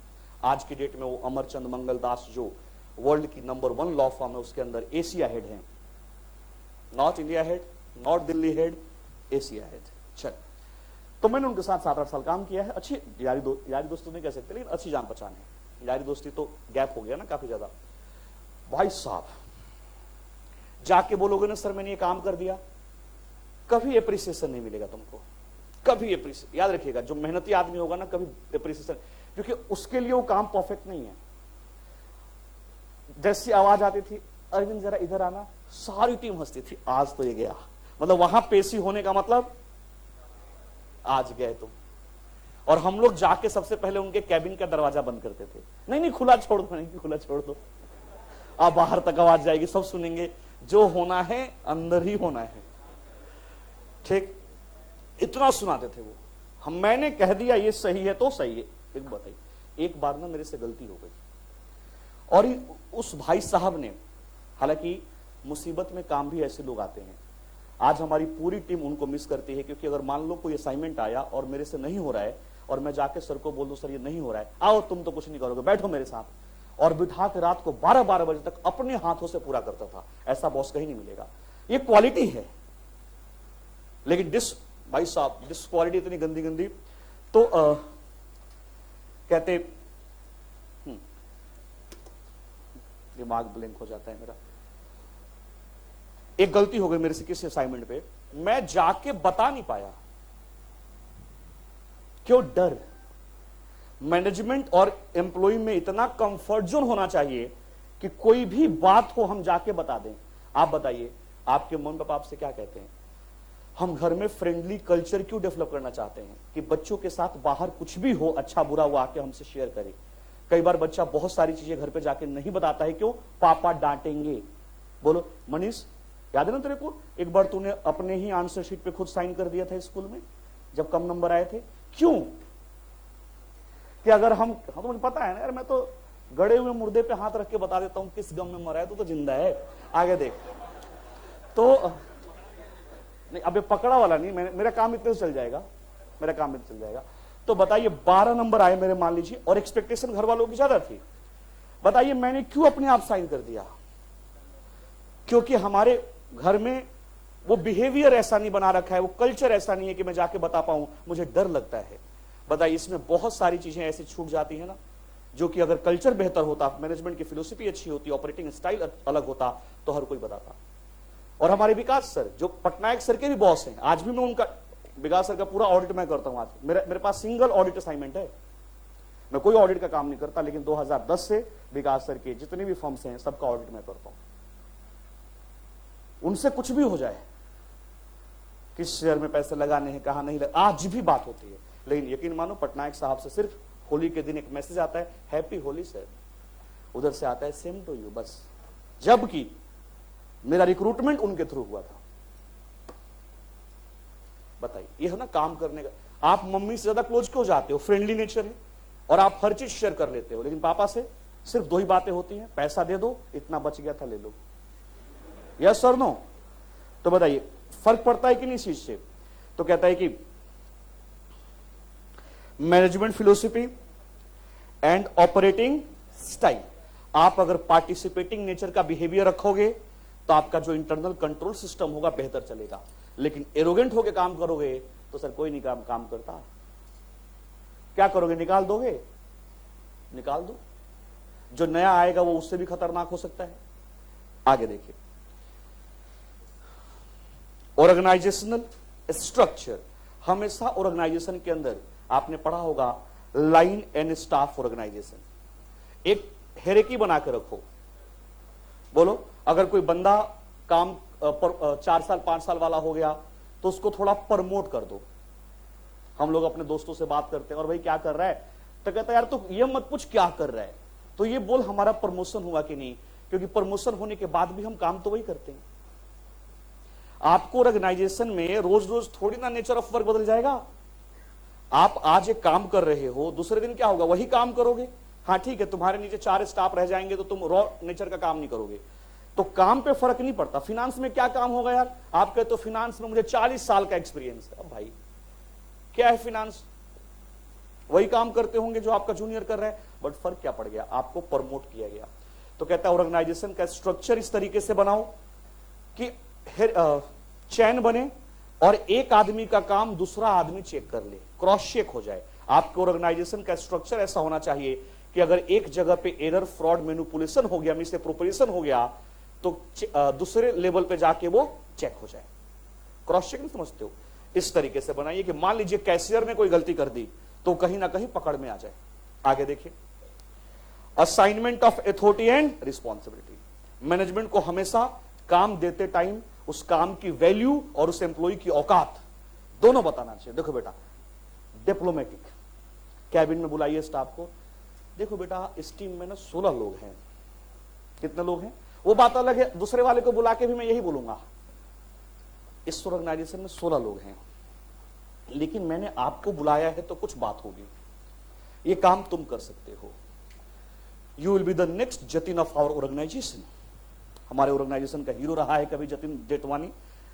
3 से 4 साल में हमारी फर्म के अंदर वो पार्टनर बन गए थे, जबकि हमारे यहाँ नियम है 10 साल मिनिमम रहना पड़ेगा पार्टनर बनने के लिए, लेकिन 3 से 4 साल में एक्सेप्शनल, तो उसी का एग्जाम्पल दिया जाता है। अभी वो सिंगापुर के E&Y में किसी अच्छे पोस्ट पे वाइस प्रेसिडेंट ऐसे करके है, और बताऊं मेरे से 2 बैच सीनियर है बस, लेकिन सर हर आदमी अलग अलग तरीके से बना हुआ है।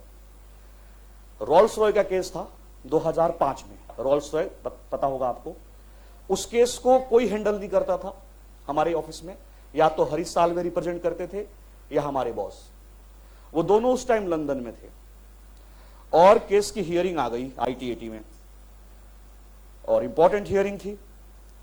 दोनों बॉस बाहर, मैसेज भेजा गया कि भाई आप लोग नहीं हो, हियरिंग आ गई, तो उधर से मैसेज आया कोई बात नहीं, आप एडजॉर्नमेंट ले लो, मतलब एक्सटेंशन ले लो, हम आएंगे तब करेंगे। क्लाइंट ने कह दिया no extension, client is the god. Client ने कहा नहीं बॉस, इस हियरिंग से ये डिसाइड होगा कि मुझे कितना इंडियन गवर्नमेंट को टैक्स पे करना है, मुझे हियरिंग करवानी है, एक्सटेंशन नहीं होगा। जतिन जिसको 1.5 साल अभी ज्वाइन किए हुए हुए, उसने कहा सर आई विल रिप्रेजेंट। सारे हंसने लग गए, अबे तुझे क्या पता। नहीं सर, मैंने रोल्स रॉय की सारी फाइल पढ़ी है, मैं रिप्रेजेंट करूंगा और 100% कॉन्फिडेंट हूं, मैं मैटर को निकाल के लाऊंगा। बॉस भी थोड़ा रिस्क लेने वाले थे, ठीक है चल जतिन करेगा इस केस को। सर उसने उस पॉइंट पे केस जिताया जिस पे हरीश साल्वे ने कमेंट दिया था कि ये क्रिटिकल है, इस पे निकालना बड़ा मुश्किल है। 3 साल के अंदर पार्टनर, BMW कार, कुछ क्राइटेरिया होता है ना, 70 लाख के BMW कार आ गई बच्चे के पास, और अगले साल उसने फर्म छोड़ दिया, क्योंकि उसने अपने जिंदगी का टारगेट कुछ और सेट कर रखा था। हम जैसे लोग होते तो कभी ना छोड़ते, क्योंकि हमारी जिंदगी के टारगेट कुछ और हो सकते हैं। हर आदमी अलग तरीके से बना हुआ है। अब वो सिंगापुर में बैठा हुआ है, तो हर आदमी को याद रखिए, समझाई। अब देखिए, बॉस ने एक चांस लिया और उस चांस को आपने दोनों हाथ से लपक लिया। उस टाइम लोग क्या बोल रहे थे, पागल है, मरेगा, मरवाएगा। कोई बात नहीं सर, यही तो मेक और ब्रेक होता है। तो आप अपने एम्प्लॉइज को बुलाइए, उसको रिस्पॉन्सिबिलिटी दीजिए, अथॉरिटी दीजिए, उससे क्या होगा, अरे यार मेरे बॉस ने मुझे काम दिया, मुझे करके दिखाना है। आप देखोगे हाईली प्रोफेशनल ऑर्गेनाइजेशन के अंदर, आपको किसी बिग 4 वाले को जानते हो आप लोग, रात भर बैठ के काम करते हैं वो लोग, और खुशी से। क्यों? टीम स्पिरिट, आपको अथॉरिटी रिस्पॉन्सिबिलिटी दे रखी है। छोटी फर्म में क्या है, 6:30 6 बजे के बाद भाग जाओगे आप, कोई मोटिवेशन ही नहीं काम करने का। वहां पे टीम हर सैटरडे संडे को पार्टी होगी, अवार्ड मिलेगा आपको, तो आपको लगता है नहीं यार, तो ये थोटी रिस्पॉन्सिबिलिटी साइन करिए, उससे क्या होगा, एम्प्लॉय का मोरल हाई रहेगा। एंड लास्ट देखिए sir, money is the biggest motivation. 6 हुआ ना, 7वां का है नहीं तो किताब इनकम्प्लीट है, 7वां भी है। एचआर पॉलिसी मैं लिखवाऊंगा, 7वां लिखवाऊंगा, एचआर पॉलिसी। गलत किताब, इनकम्प्लीट किताब है आपकी, फालतू। HR policy sir, ethical moral value से घर नहीं चलता साहब। उनको उनका रिम्यूनरेशन भी टाइमली बेसिस पे असेसमेंट करें और उनको पैसे दें, रिवार्ड दें, अवार्ड दें, बोनस दें, इंसेंटिव दें। बोलो यस और नो। मैं बता रहा हूं, जब मैंने लूथरा छोड़ दिया था तो मेरे बॉस मेरे से हमेशा बोलते थे, बॉस मतलब मेरी टीम के जो हेड थे, कि मुझे पूरे टीम के लोगों का फैमिली बैकग्राउंड चाहिए। मैंने कहा क्यों? कहते नहीं यार तू ला के दे फिर बताऊंगा। तो मैंने बता दिया कि भाई ये ऐसे फैमिली से है, ये ऐसे फैमिली से है। जो थोड़ा वीकर सेक्शन से है ना, उसका इंक्रीमेंट वो ज्यादा करते हैं। कहते देख यार ये तो पैसे वाले घर का है, इसका बाप भी जज, इसकी मां भी जज, इसको तो मैं डबल भी कर दूंगा ना, और इसको 4 दिन के बाद छोड़ना होगा छोड़ देगा। लेकिन ये नीडी एम्प्लॉई है, अगर ये 10,000 सोच के आया है बढ़ाने का और मैं इसका 20,000 बढ़ाता हूं ना, मैंने इसकी 5 साल की लॉयल्टी खरीद ली। यस बोलो। और बताइए ऐसा आदमी कभी भी बेईमानी करेगा? मैं सोच के गया था यार 50,000 की नौकरी, बॉस ने कहा तो 70 देंगे, क्या बात कर रहे तो काम कर। तो कई बार हम कंपनसेशन देके भी इन्वायरमेंट को कंट्रोल कर लेते हैं। यस और नो। तो ये कुछ फैक्टर्स, अच्छा जरूरी नहीं कि अल्टीमेट फैक्टर से, बहुत सारे और भी हो सकते हैं जो मेन थे आपकी किताब में लिख दिया। बेसिकली ये ऑडिट का एरिया नहीं है, ये ऑर्गेनाइजेशनल स्ट्रक्चर का एरिया है, बट क्योंकि इंटरनल कंट्रोल की बात हो रही है तो यहां पे लिखा हुआ है। तो आज आपको ऑडिट का फील नहीं आएगा, ऑर्गेनाइजेशन एंड मैनेजमेंट का फील आएगा। चलिए, नंबर 1 कंट्रोल इन्वायरमेंट। बताइए आप अपने इंटरनल कंट्रोल को इन्वायरमेंट के थ्रू कैसे कंट्रोल कर सकते हो? नंबर 1 क्या बोला? सबसे पहले communication and enforcement of integrity and ethical values. Yes और नो बोलो। दूसरा सर एथिकल वैल्यूज समझ चुके हो और एग्जांपल देने की जरूरत तो नहीं? चलिए, याद होगा तुम लोग जिस गली मोहल्ले में रहते हो, जैसे मुझे अपना पता है, जैसे बड़ाई कर रहा हूं मैं अपनी, हम सकरपुर थाने में रहते थे। कहां पे? मुजरिम नहीं थे हम, फ्लैट में रहते थे, वहां क्वार्टर था हम। ये मेरी शख्सियत थी, आज मैं बड़ाई कर रहा हूं अपनी। और उस टाइम दिल्ली में ना बहुत लाइट जाती थी, रात भर लाइट नहीं होती थी। मतलब 10 बजे लाइट पक्का जाएगी, मतलब खाना खा लिए हो ना 9:30 बजे 10 बजे, अब जाओ घूमो बाहर, और फिर सवेरे 3 बजे आती थी, 2 बजे, ऐसे लाइट जाती दिल्ली में। हम लोग पढ़ते थे 9th 10th में, मतलब बिगड़ने वाली एज थी, 10वीं या 9वीं ऐसे 8वीं। जब मैं मेरे भाई बाहर निकलते थे तो बहुत सारे सोसाइटी में गर्ल्स हैं, बॉय जैसे बाहर घूम रहे हैं। सोसाइटी की लड़कियां कोई आके हम लोगों से बात करती थी ना, तो उनके पेरेंट्स कहते थे कि देखो दुबे जी के बच्चों से बात करोगे ना तुम कुछ अच्छा ही सीखोगे, लेकिन अगर किसी और से बात करे तो डांट पड़ जाती। किससे बात करे तुम? अच्छा उससे बात कर रहे हो, ठीक है, दिस इज एथिकल। सर ये कमाना पड़ता है आपको। मैं अपनी जिंदगी में कभी प्राउड फील करता हूं तो उस मोमेंट के लिए फील करता हूं कि सबसे खतरनाक पुलिस वाला था हमारे यहाँ, एक त्यागी था, त्यागी जी, यही दिल्ली आसपास के, अपने बच्चों को बाहर नहीं निकलने देते थे। एक बेटी थी उनकी ऐसे, बट हम लोगों के साथ अगर वो कहीं खड़ी है, कुछ बात कर रहे डिस्कशन, चाहे हम लोग चाहे कितना भी बेकार बात कर रहे हो, मतलब करते हैं यार, लेकिन तुम्हारी तरह थोड़ी ना, सब जमाना अलग होता था, ऐसा नहीं था। बट वो कहते थे नहीं यार, अगर ये बच्चे इनके साथ खड़े हैं ना, कुछ अच्छा ही बात कर रहे होंगे। आज सकरपुर थाने में 7 चार्टर्ड अकाउंटेंट हैं, 7। मेरे को देख देख के पुलिस वाले के बच्चे कहां सीए करते हैं यार, लेकिन कॉलोनी में मैं बना, मेरे को देखते देखते 7 तो आज से 3-4 साल पहले थे, कि आधे बीच में बन गए हो तो अलग बात है। 7 सीए बन गए, एक घर में 3 बन गए, हमसे भी आगे निकल गए। ऐसे ऐसे होता है। तो ऐसा ना हो कि जब आप अपने घर पे गांव, अपने गली मोहल्ले में जाएं तो लोग अपने खिड़की दरवाजे बंद कर दें। ऐसा हो, लोग कहें देखो यार हमारे घर में भी एक पैदा हो बच्चा तो इसकी तरह हो। ये आपकी इंटीग्रिटी और एथिकल वैल्यूज हैं। जिंदगी में इसके साथ कभी सौदा नहीं करना चाहिए। माल्या ने बहुत पैसे कमा लिए लेकिन चैन की एक रोटी नहीं खाता होगा, बोलो, लेकिन एक छोटा आदमी चैन की एक रोटी खाता होगा। आज को कोई भी उसको चोर चोर बोल देता है, लेकिन एक शरीफ आदमी को चोर बोल देगा तो सुसाइड कर लेगा वो, है ना। High level of ethics develop करना होता है। और ये क्या है? माहौल है। अकेले नहीं डेवलप होगा, ये माहौल है, हवा चलती है सर। बोलो, हवा चला दो इस क्लास में पढ़ने की, देखो 10-12 लोगों की ऐसी रैंक आ जाएगी। माहौल जब क्रिएट होता है ना, गुच्छे में रिजल्ट आता है, गुच्छे में। किसी हॉस्टल का माहौल अच्छा हो जाए तो हॉस्टल के से टॉपर निकलने लगते हैं। किसी इंस्टीट्यूट का माहौल अच्छा हो जाए तो वहां से रैंक होल्डर निकलने लगते हैं। पढ़ाता तो हर कोई है, सिर्फ उस माहौल की बात है। और ये कैसे बनेगा? एम्प्लॉई एम्प्लॉयर दोनों के कम्युनिकेशन और पार्टिसिपेशन से। यस और नो? बोलो। आप 10 बच्चों का ग्रुप बनाओ ना इस क्लास में जो पोटेंशियल रैंक होल्डर हैं, एक ऐसा माहौल बनाओ। चलिए, नंबर 2, कमिटमेंट टू कॉम्पिटेंस। याद रखिए, हमेशा कॉम्पिटेंट लोगों को right person at right place, experience, expertise, professional degree कहीं ना कहीं तो पे करती है, नहीं तो हम यहां क्यों बैठ के पढ़ रहे हैं। तो हमेशा हर कुर्सी की एक रिक्वायरमेंट होती है, उस रिक्वायरमेंट को पूरा करें। पैसे के लिए, रिश्ते के लिए उस पोजीशन को किसी ऐसे लोगों को हैंडओवर ना कर दें जो उस कुर्सी की मर्यादा ना समझते हो। अगर कोई सीएफओ चार्टर्ड अकाउंटेंट बनता है तो उसको निभाएगा, एक बीकॉम वाले को बिठा दोगे तो फिर वो नहीं हो पाएगा। हर भार हर कोई नहीं झेल सकता।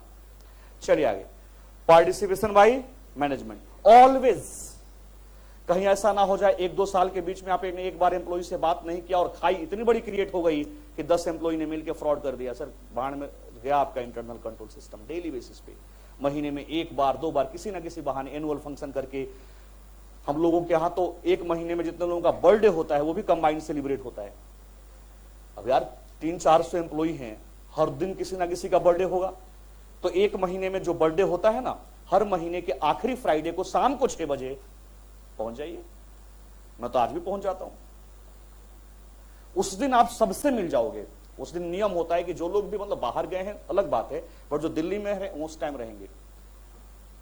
उस टाइम जिनका बर्थडे, उनसे थोड़ा बॉस ने बात कर लिया, थोड़ा हंसी मजाक कर लिया। आज भी देखो, नौकरी छोड़ने के बाद कितनी तारीफ निकल रही है मेरे मन से। आपका बर्थडे हो, आपकी एनिवर्सरी हो, आपके फोन पे प्राइवेट मैसेज नहीं, फोन कॉल शाम को 5 बजे, मैं टाइम भी बता रहा हूं आपको। और थोड़े सीनियर हो जाओगे तो घर पे बुक के आ जाएंगे। शाम को 5 बजे राजू लूथरा, सर मैं सैल्यूट करता हूं ऐसे एम्प्लॉयर को। कहीं भी दुनिया के किसी, वो इंडिया में नहीं रहते, अगर आप कैलकुलेशन करोगे तो पिछले 10 साल से वो इंडिया में नॉन रेजिडेंट है, वो बाहर ही रहते हैं। लेकिन अगर वो दुनिया के किसी कोने में बैठा हुआ है, शाम को 5 साढ़े 5 के बीच में आपको कॉल आ जाएगा, बॉस और क्या कर रहा है बदमाश, ऐसे ही, मतलब इतना इनफॉर्मल होके बता दो तेरी बीवी को तेरे बारे में, ऐसे ऐसे। मतलब मेरी शादी में आए थे वो वहां पे, और पता नहीं 1.5 से 2 घंटे मेरी बीवी के साथ क्या उसका कान भर दिया। सर बात, आपकी शादी में आपका बॉस 3 घंटे आके खड़ा हो रहा है, बड़ी बात नहीं है सर। लोग मेरे से इस बात पे चिढ़ते हैं कि लूथरा साहब 3 घंटे। सर मैं छोटा एम्प्लॉय था उस टाइम, या 2008 में, क्या हैसियत थी मेरी, कुछ भी नहीं। फिर भी बंदा 3 घंटे आके, मैं उस फर्म के लिए कभी बेईमान नहीं हो सकता। पैसा तो कहीं से भी कमा लेंगे, लेकिन सर वो तो इस तरीके का जब हाई लेवल अप चीजें होती है ना, फिर आदमी अपने आप छोटे छोटे क्राइम और ये सब चीजें नहीं करता है, ठीक है ना। और ये मैनेजमेंट की स्ट्रेटेजी होती है। ये ऐसा नहीं कि वो कोई देशभक्त हैं, ऐसा नहीं, ये उनके स्ट्रेटेजी, ये काम करने का तरीका है। पार्टिसिपेशन, फ्रेंडली नेचर क्रिएट करके। गाली देके तुम मेरे से काम नहीं करवा सकते, कंधे पे हाथ रख के करवा सकते हो तो रख दो, हम उसको काम चाहिए यार, बिजनेसमैन है वो। मैं नहीं कहता कि बहुत बड़ा, ऐसा नहीं, बिजनेसमैन, प्योर बिजनेसमैन। चल हो जाएगा याद। तो देखो 7 पॉइंट कौन कौन से, इस पे बात करेंगे तो इतना जनरल पॉइंट है ना कि पूरा दिन ही खत्म हो जाएगा। कंट्रोल इन्वायरमेंट बना लोगे 7 पॉइंट, बोलो पक्का। चल थोड़े बोर हो गए। कंपोनेंट ऑफ इंटरनल कंट्रोल में 5 पॉइंट हैं, कौन कौन से? Control environment, entity, risk assessment process, information system, control environment, monitoring of control. सबसे पहला कंट्रोल इन्वायरमेंट। सर माहौल लिख लो, चाहे लिखना चाहो माहौल। छोटी छोटी हिंदी के वर्ड होंगे ना जो आपको बाद में रिवीजन के टाइम पे काम आएंगे। बोलो, आप किसी के घर पे जाओ, 10 मिनट बैठ के पता लग जाए क्या माहौल है। और पापा बोतल खोलूं, और पापा बोतल खोलूं, ये भी माहौल है। बोलो, अरे इस क्लास में एक पेन चोरी हो गया, देखो आज पेन भी लाया था मैं एग्जांपल देने, इस क्लास में खरीदना पड़ गया मुझे एग्जांपल देने के लिए। इस क्लास में पेन चोरी हो गया, लोगों ने कहा पीयूष ने ही चुराया होगा, मुझे नहीं पता कौन है, मैंने ऐसे बोल दिया। सर क्या है ये इमेज है, ये जो इनकी इंटीग्रिटी एथिकल वैल्यूज जो इन्होंने कमाया है यहां पे, यस और नो? नहीं, कि जैसे एक पेन चोरी हुआ लोगों ने कहना शुरू कर दिया एज होगा, यस और नो? तो कहता है कि देखिए सबसे पहले माहौल बनाइए, मशीन खरीदने से नहीं होता सर, पहले माहौल बनाइए। मैं घर से बाहर जिम करने नहीं जाता था, आलसी हूं मैं, तो मैंने अपने बालकनी में 2-3 मशीन लगवा ली, जिम के 1-1.5 लाख रुपए खर्च कर दिए। यकीन मानो जिस दिन आया था ना, डेमो लेने गया था बस। अब लगता है हम जीवन में यही करने आए हैं, है ना? 4 बार करने के बाद लगता है यार कुछ पढ़ ही लेते, बच्चों के लिए कुछ नोट्स ही बना लेते। सर पहले माहौल तो बने। फिर हमने उसको एक रूम ले लिया किराए पे, 10,000 में 2 BHK मिल गया सोसाइटी में ही, किसी फॉरनर का है, उसने इन्वेस्टमेंट किया था, उसका मैसेज आया क्या रेंटल वैल्यू चल रहा है, हमने कहा बिलो 10,000, लेकिन हम आपको 10 दिला देंगे। अब कौन सा देखने आ रहा है कि यहां 15 मिल रहा है 18। हमने वहां जिम, छोटा सा अपना जिम बना लिया अपने फ्लोर का। अब 5:30-6 बजे सवेरे हम 6 लोग पहुंच जाते हैं, माहौल बन गया, माहौल बन गया। और मैंने कहा जो नहीं आएगा ना उसके दरवाजे पर लात मारो, कुछ नियम बनाओ सख्त। अब हम 6 वहां जाते हैं ना, तो एक दूसरे को देख के, है ना, जैसे कई बार आपको थ्योरी पढ़ने का मन नहीं करता, यार पढ़ाई में आजकल मन नहीं लग रहा है, टाई अप कर लो फ्रेंड के साथ, अगर कोई रूम पे रहता है रात को बैठ जाओ, दोनों 12 घंटे 14 घंटे की सेटिंग दे दो, माहौल मिल जाएगा आपको। ये तो है कल्चर, आ रहा है समझ में?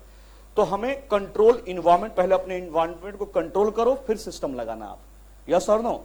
चलिए नंबर 2, दोनों ग्रुप उन्हीं को देना चाहिए जो दोनों ग्रुप देने के लायक हों। कई बार गलत डिसीजन आपको जो मिलने वाला होता है वो भी नहीं देता।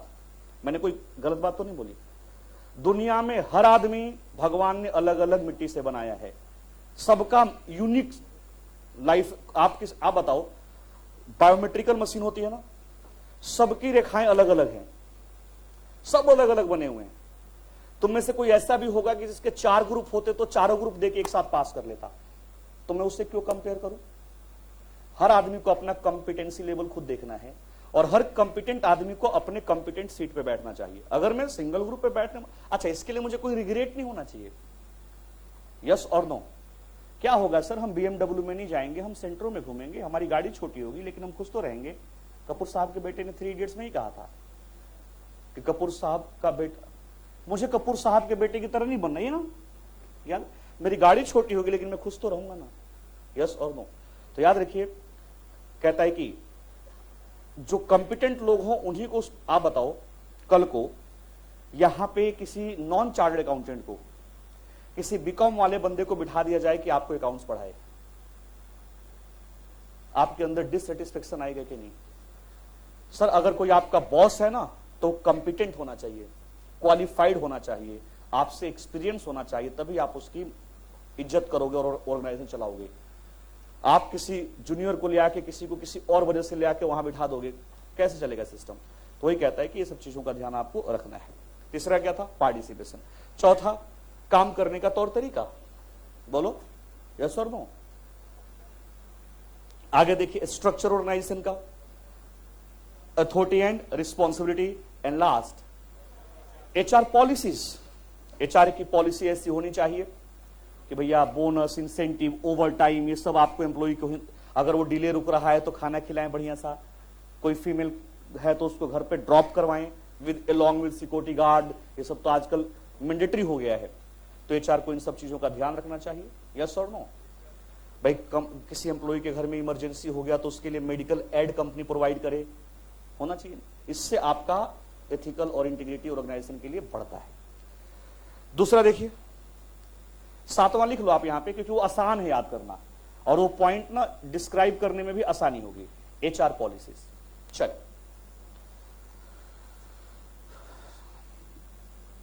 एंटिटी रिस्क असेसमेंट प्रोसेस, इसको मैं डिक्टेट कराऊंगा, ये सही पॉइंट यहां पे, तो इसको हम और अच्छे पॉइंट्स बना सकते हैं इजी करके। इसको मैं होल्ड करता हूं, मैं थोड़ा अब आपको ऐसे एरिया में लेके जा रहा हूं, थोड़ा सा लाइट हो, ठीक है। एक याद रख लोगे इतना, 5 कंपोनेंट थे हमारे, कौन कौन से? Control environment, entity. एक मिनट, एंटिटी को भी ये नहीं कि आपने इंटरनल कंट्रोल सिस्टम लगा दिया, इंप्लीमेंट कर दिया, डिजाइन कर दिया और आप उसको भूल जाएं। टाइम टू टाइम आपको उसकी असेसमेंट करनी चाहिए, खास करके उस समय पे जब आपके यहां पे स्ट्रक्चरल चेंज हो, ऑपरेशनल चेंज हो, पर्सनल चेंज हो। What is structural change? Company का पूरा स्ट्रक्चर चेंज हो रहा है, अमालगमेशन हो गया इस तरीके का। दूसरा ऑपरेशनल्स, पहले आप इंडिया में डील करते थे, अब इंडिया से बाहर भी एक्सपोर्ट कर रहे हो, तो आपका जो बंदा है हो सकता है कंपिटेंट ना हो, आपको उससे बात करनी चाहिए। बोलो। तीसरा, अब पापा मम्मी की लड़ाई क्यों होती है? पापा ने कहा कल मेरे दोस्त आएंगे 5-6, बांग्लादेश का मैच है, समोसे और कचौड़ी तो मैं लेके आऊंगा, लेकिन वो बड़े खाऊ हैं, इसे ये तो हम फर्स्ट इनिंग में खा जाएंगे। एक काम करना, सेकंड में ना तुम एक काम करो, कढ़ाई पनीर बना लेना, दाल मखनी बना लेना, आलू जीरा बना लेना, थोड़ा चावल बना लेना, पूरी नहीं, थोड़ा सा पराठे बना देना, और स्वीट्स में ले आऊंगा।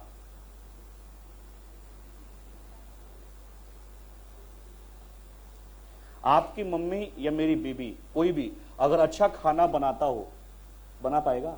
आपने इतना वर्क प्रेशर डाल दिया उसके ऊपर। कंपनी में ऐसा होता है, कई बार आप किसी क्वालिटी एम्प्लॉय को भी बिगाड़ देते हो प्रेशर क्रिएट करके। और प्रेशर कब आता है? जब यूनिफॉर्म टाइप का काम नहीं होता।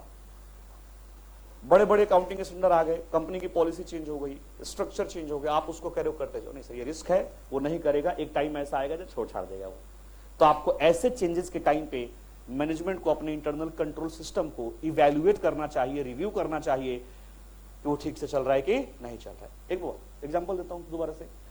दिल्ली में थे आप और यहां पे आपके पास एक आरओ सिस्टम था। What is internal control? Just like RO system. वो आपके ऑर्गेनाइजेशन के मैनिपुलेशन को, मिस एप्रोप्रिएशन को फिल्टर करता है। तो आपके पास एक आरओ सिस्टम था, कहां पे? दिल्ली में। यहां पानी किसी और टाइप का था, उसके हिसाब से आपने सेट कर रखा था। अब आप नोएडा शिफ्ट कर गए और वही आरओ ले जाके वहां लगाते हो, शायद वो बेहतर तरीके से काम ना कर पाए, क्योंकि वहां पानी का कुछ और टीडीएस बोलते हैं ना उसको, पानी में टीडीएस किसी और लेवल का, टीडीएस टैक्स डिडक्टेड सोर्स है ना, वहां कुछ और होगा। तो बताइए वहां सेटिंग चेंज करनी होगी कि नहीं? यस और नो? आपको बुलाना होगा। वैसी एम्प्लॉय होता है सर। आप एक बंदे से सब कुछ एक्सपेक्ट नहीं कर सकते। जब उसका प्रोफाइल चेंज होगा, काम करने का तरीका चेंज होगा, तो रिस्क होगा। ये सब देखना है आपको। ये सब यहां पे है, बहुत इजी पॉइंट हो जाएंगे, चिंता नहीं करो। यहां थोड़ा टेक्निकल, मैं इसी पॉइंट को और इजी करा दूंगा आपको, ठीक है? क्योंकि कल मैं फाइनल की किताब पढ़ रहा था, तो वहां पे एक ऑथर की किताब थी, उसमें काफी सिंपल तरीके से दिया हुआ था, हम देख लेंगे वहां से। चलिए, तो एंटिटी रिस्क, बट समझिए कि रिस्क असेसमेंट प्रोसीजर क्या है। बना के भूल नहीं जाना, टाइम टू टाइम, और खासकर कब टाइम, कब कब, जब कुछ ऐसे मेजर चेंजेस आए। आता है समझ में? चलिए, अब इसको हम छोड़ देते हैं। एक पेज छोड़ दो, यहां पे एक पेज छोड़ दो, इसको बोर नहीं करेंगे हम लोग, एक पेज छोड़ दो। अच्छा बताइए, अब आ जाइए जरा ऑडिटर के पास। ये सब component of internal control system organisational part पे था, मैनेजमेंट की ड्यूटी थी। अब आ जाइए, ऑडिटर का क्या रोल आता है इंटरनल कंट्रोल सिस्टम के ऊपर। मतलब मेरे लिए इंटरनल कंट्रोल सिस्टम रेलिवेंट क्यों है? एक minute. Internal control system develop करना, डिजाइन करना, इंप्लीमेंट करना मैनेजमेंट की ड्यूटी है, बट ये मेरे लिए भी रेलिवेंट। मैं कौन हूं? ऑडिटर। आप कौन हो? ऑडिटर। क्यों? चलिए, मैं आपको एक छोटा सा पॉइंट समझा देता हूं। यहां पे लिखिए, review of internal control by auditor. Question आ रखा है एग्जाम में, इसीलिए इसको टेकअप कर लेते हैं, और ये आप इजीली डाइजेस्ट कर लोगे क्योंकि सिंपल है। अब एक ही दिन में सारे फैक्टर मुश्किल वाले नहीं कर सकते। आओ देखो, review of internal control by auditor. 1-1.5 page छोड़ देना उसके आगे। Review of internal control system by auditor. बोलो। कभी मम्मी ने आप लोगों को लिख के दिया था कि बाहर कोई कहे कि यहां चलना है तो चले जाना या मत जाना? सर, यही वो एथिकल प्रोसेस है। ये इतना जनरल पॉइंट और अच्छा पॉइंट है ना कि बार बार पढ़ने का मन करता है। आपको किसी ने कहा चल आइसक्रीम खिला के लाता हूं, तुमने कहा चल, और ये कहता नहीं सर मेरे पेरेंट्स ने मना कर रखा है, this is called ethical values. ये किसी किताब में नहीं होता सर, ये संस्कार होते हैं घर के, समाज के और ऑर्गेनाइजेशन के। अगर आप पाकिस्तान में पले बड़े हो तो सकता है दिवाली पे आप पटाखे की जगह बम फोड़े। नहीं, मैं हंस नहीं रहा हूं, उसमें उन बच्चों की कोई गलती नहीं है, इन्वायरमेंट ऐसा है। आप तालिबान में हो, वहां के इन्वायरमेंट अलग होंगे, अफगानिस्तान, हर जगह के कुछ अच्छे भी हो, कुछ हमसे अच्छे भी हो सकते हैं, कुछ हमसे बुरे भी हो सकते हैं। और ये किसी किताब में नहीं होता, ये आपको डेवलप करना पड़ता है ना। चल, review of internal control system by auditor. बताइए रिव्यू का मतलब क्या है, यहां पॉइंट क्या है, रिव्यू क्या, internal control system by audit, क्या मतलब है रिव्यू का, व्हाट इज रिव्यू। एक बार एग्जाम में आ चुका है, review of internal control system by auditor. क्या है रिव्यू का मतलब, इट मीन्स मतलब, रिव्यू का मतलब बता रहा हूं आपको मैं, it means examination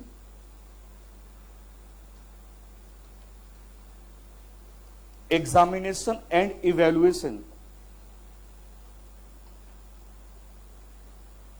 evaluation of internal control system of client by the auditor,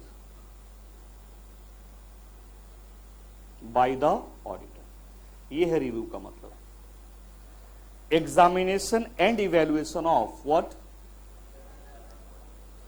internal control system of client by the auditor. लेकिन हम रिव्यू क्यों करें बताइए, ऑडिटर को क्या जरूरत पड़ गई इंटरनल कंट्रोल सिस्टम को रिव्यू करने के लिए, the auditor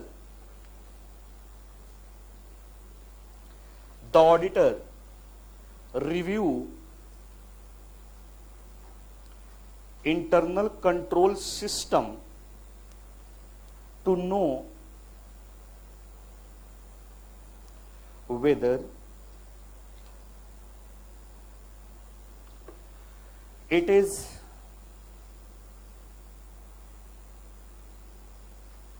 adequate or not। या तो ऑर्गेनाइजेशन में इंटरनल कंट्रोल सिस्टम होगा नहीं, और अगर है तो एडिक्यूट है कि नहीं। क्यों, इससे क्या फायदा होगा भाई, अगर एडिक्यूट नहीं है तो क्या फायदा, और अगर है तो क्या फायदा, बोलिए, लिखिए advantages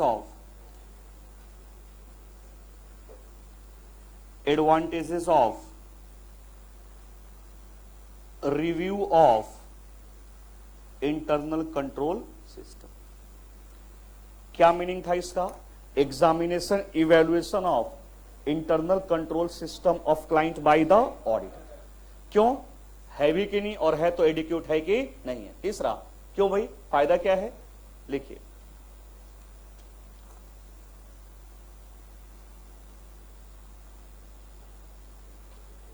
it enables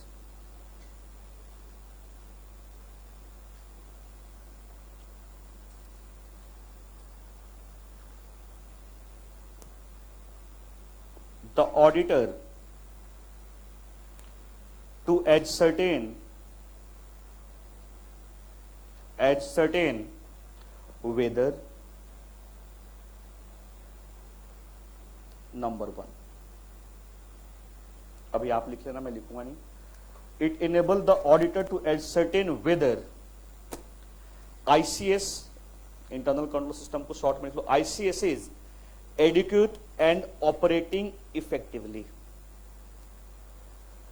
ICS is adequate and operating effectively. Review करने से आपको पता लग जाएगा कि इंटरनल कंट्रोल सिस्टम एडिक्यूट है कि नहीं, और अगर है तो ऑपरेट कर रहा है इफेक्टिवली और not.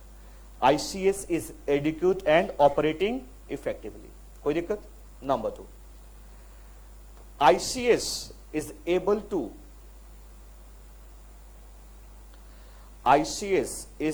to prevent,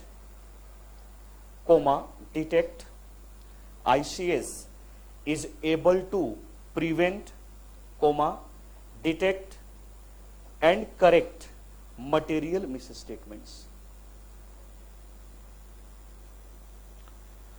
ICS is able to prevent, याद रखिए, बेहतर सिस्टम वो होता है जो गलती होने ना दे। बोलो, अच्छा ड्राइवर वो नहीं होता जो टूल बॉक्स लेके चलता है, सॉरी वो फर्स्ट एड बॉक्स, कि कोई बात नहीं, अगर गाड़ी खाई में गिर गई तो कोई दिक्कत नहीं, देखो हमारे पास इतने सारे मेडिसिन है। नहीं सर, ये कैसा सिस्टम है? ड्राइवर की पहली ड्यूटी यह है कि एक्सीडेंट होना, और अगर हो गया तो उसका प्रॉपर, बोलो, ध्यान रखना चाहिए। तो कहता है कि देख, सबसे पहले प्रिवेंट, कोई मिस स्टेटमेंट, फ्रॉड, एरर हो ही ना। दूसरा, अगर हो गया तो अर्ली डिटेक्शन, जितनी जल्दी फ्रॉड का पता लग जाएगा डैमेजेस उतने ही कम होंगे। और तीसरा, टाइमली करेक्ट कर दे उसको। तो तीन चीजें हमें रिव्यू इसलिए करना चाहिए कि internal control system adequate effectively है कि नहीं। नंबर 2, क्या वो इस तरीके से इंप्लीमेंट किया गया है कि वो प्रिवेंट कर पाए, डिटेक्ट कर पाए, करेक्ट कर पाए। व्हाट मटेरियल प्रिवेंट का मतलब, बोलो, सावधानी ही। प्रिवेंट मतलब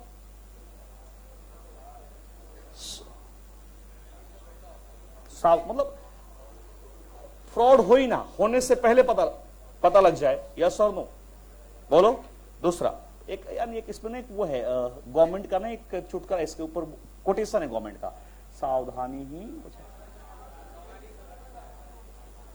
जो भी है, डिटेक्ट कर ले। अगर मान लो प्रिवेंट नहीं कर पाया, मिस हो गया, तो अर्ली डिटेक्ट कर ले, पता लग जाए। यस और नो। पहली बात तो इस क्लास में कोई मोबाइल चलाएगा नहीं, प्रिवेंट।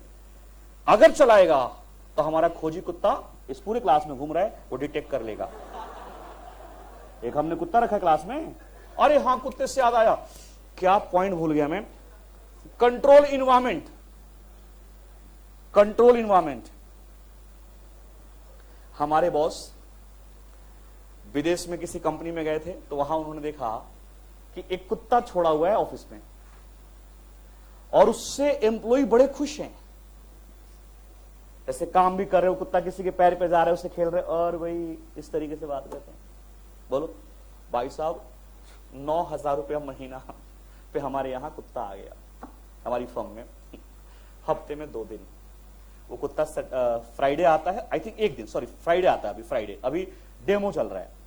भाई साहब, वर्क कल्चर बदल गया, सब खुश, वो सबके पास घूम, और ट्रेंड होता है, वो प्रॉपर ट्रेंड होता है, ऐसा नहीं इसे काट ले जाके गली की तरह ना, रोटी दे देंगे तो काट लूंगा, ऐसा नहीं होता वो।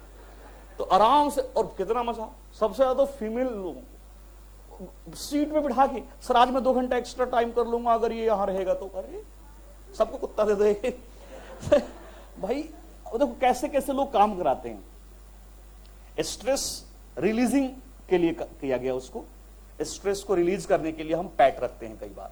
और देखो क्या कल्चर हो रहा है कि अब 12 घंटे 14 घंटे आप काम करो ऑर्गेनाइजेशन में, सर इसीलिए कुत्ते से डरना मत, हो सकता है इस कंपनी में आप जाओ, वहां कुत्ता भी एम्प्लॉय हो। चलिए, अरे मेरे को तो और टेंशन, उस कुत्ते के लिए जो पेमेंट होगी उस पर टीडीएस कटेगा नहीं, क्वेरी आ गई तो हमारी तो अलग समस्या है। तो उसका बिल आया, अब 9,000 रुपया देते हैं शायद उसको वीकली ऐसी, तो उस पर टीडीएस का क्या इंप्लीकेशन होगा। कुत्ता तुम लोग घुमाओ, टीडीएस हम काटें। और तो अलग अलग तरीके से ऑर्गेनाइजेशन में काम हो रहे हैं। चलिए, क्या लिखा था आपने, एडिक, अच्छा, प्रिवेंट, डिटेक्ट और करेक्ट। तीसरा, ICS properly safe guard the assets. जो आपने पहले पॉइंट पढ़ा ना, उसी से कोरिलेट करके लिख देंगे। ICS properly safeguards the asset. क्या आपका इंटरनल कंट्रोल सिस्टम आपके एसेट को सेफ गार्ड कर पा रहा है? किससे? Unauthorised use, unauthorised access, unauthorised disposition. Yes और नो। चलिए, आईसी हो गया। ICS properly safeguards the assets. आज कोई बताने नहीं आया कि फिल्म क्लास नहीं, यार भूल गए क्या बताना? अच्छा है, अच्छा, मैं तो मजे ले रहा हूं। आज तो मैच है, वैसे भी निकता मैं, आज तो इंडिया हार रही है, आज तो देखूंगा। ICS properly safeguards the asset. चलो अगर आज इंडिया जीत गई ना तो जो समोसा उधार है मैं खिला दूंगा, तो फिर रहने दूंगा। ठीक चल, ICS properly safe guard the asset. चल,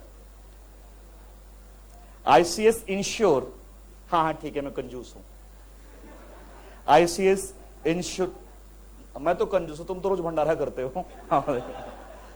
कमाल है यार, खाना खा रहे होते हो तुम लोग। एक बार टीचर को मैंने तो खुल के बोल भी दिया, उसके बाद भी एथिकल वैल्यू से कह रहा कंजूस हो। मैंने तू तो भंडारा कर, तेरे घर पे रोज भंडारा चलता रहता मेरे। अरे नहीं कहा उसने, मैं तो थोड़ा सा हंसा रहा हूं तुम लोग, किसी ने कुछ नहीं कहा। आओ देखो पढ़ो। ICS ensure correct recording of transactions.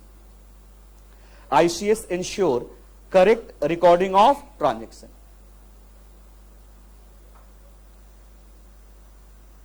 ICS ensure correct recording of transaction. सुनिए अब जरा लिंक करके पढ़िए। ऑडिटर इंटरनल कंट्रोल सिस्टम को रिव्यू क्यों करता है? क्योंकि वो इंश्योर होना चाहता है कि यहां इंटरनल कंट्रोल सिस्टम है, और अगर है तो एडिक्यूट एंड इफेक्टिवली ऑपरेटिंग है। नंबर 2, वो इंश्योर करना चाहता है कि आपका सिस्टम प्रिवेंट कर पाता है, डिटेक्ट कर पाता है, करेक्ट कर पाता है मटेरियल मिस स्टेटमेंट को। वो इंश्योर होना चाहता है कि आपके पास ऐसा इंटरनल कंट्रोल सिस्टम है जो आपके एसेट को सेफगार्ड कर लेता है। कहां से? Unauthorised access, unauthorised use. आपका इंटरनल कंट्रोल सिस्टम इंश्योर करता है correct recording of transaction. What is correct recording? Link करिए ऑब्जेक्टिव से। Prompt recording, correct amount, correct account, उन सब चीजों। आ रहा है समझ में? चलिए, वो इंश्योर करना चाहता है। लिखिए अगला point, ICSR weak, WEAK, weak oblique excessive in particular area. Internal control system are weak oblique excessive in particular area. वो ये भी ध्यान रखता है कि कोई ऐसा एरिया है कहां जहां पे आपका इंटरनल कंट्रोल सिस्टम वीक है, वहां पे फिर मुझे चेकिंग अच्छे से करनी पड़ेगी। और कई बार एक्सेसिव भी हो जाता है। एडिक्यूट होना चाहिए, एक्सेसिव भी नहीं और वीक भी नहीं होना चाहिए। वीक है तब भी दिक्कत है और एक्सेसिव है तब भी दिक्कत है। रीजनेबल होना चाहिए, है ना? चलिए अगला, effective internal audit department is in operation और not. Effective internal audit department is in operation और not. Effective internal audit department is in operation और नॉट।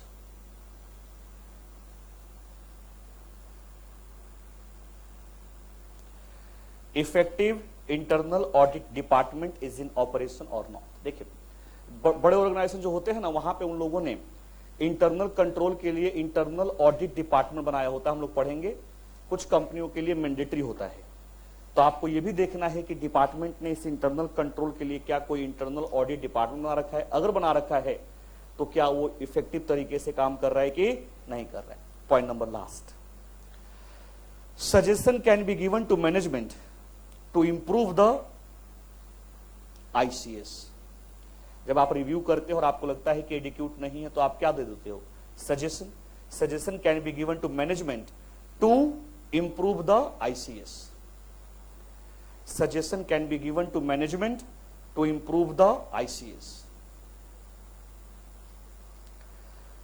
एंड लास्ट एक पॉइंट और लिख लो, extent of substantive procedure are required. Extent of substantive procedures are required. पूरे 9 point हैं, 6-7 तो आप इन जनरल याद रख लोगे। Extent of substantive procedures are required. इससे पहले आपने लिखा था, हाँ 8 होंगे। Suggestion can be given to management to improve the ICS. कोई पॉइंट टेक्निकल नहीं है, जनरल पॉइंट है। यस और नो? वो आपके कंपोनेंट वाले पॉइंट थोड़े से याद करने पड़ेंगे, ये आपके लॉजिकल हैं। आप अगर सब्जेक्ट को समझते हो तो आप जवाब दे पाओगे। 1 मिनट रुक जाइए। इंटरनल कंट्रोल सिस्टम का कुछ ऑब्जेक्टिव होता है।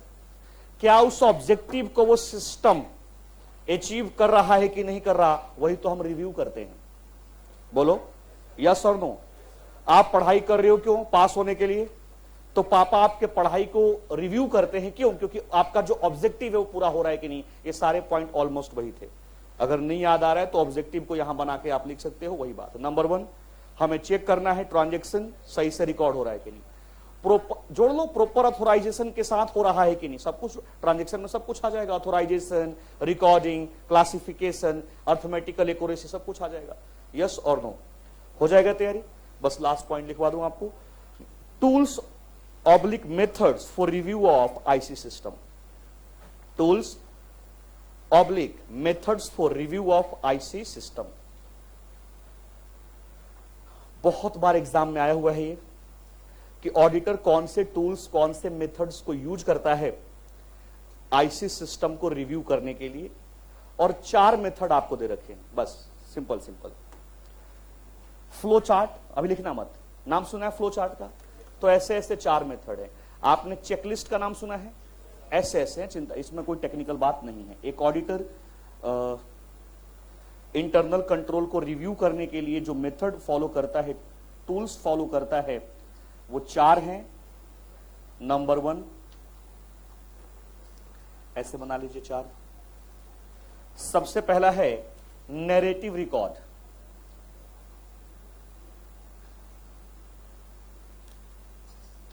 नैरेटिव, उनसे नोट ले लो, डिटेल नोट ले लो अपने इंटरनल कंट्रोल सिस्टम पे। सर आप हमें अपने इंटरनल कंट्रोल सिस्टम पे राइटअप दे दो। डिस्क्रिप्टिव, डिपार्टमेंट वाइज, आप अपने फाइनेंस डिपार्टमेंट का जहां पे हमारा स्कोप है, सबका एक डिस्क्रिप्टिव इंटरनल कंट्रोल सिस्टम का राइटअप दे दो, हम रिव्यू करेंगे। Narrative, detail. दूसरा checklist. Checklist question answer form में होता है। चेकलिस्ट बना दिया, क्वेश्चन दे दिए बहुत सारे, थोड़ा जगह छोड़ दिया, वो उसमें फिल करके आपको दे देंगे। Checklist. Third IC questionnaire, yes और नो में जवाब देना होता है। Internal control questionnaire.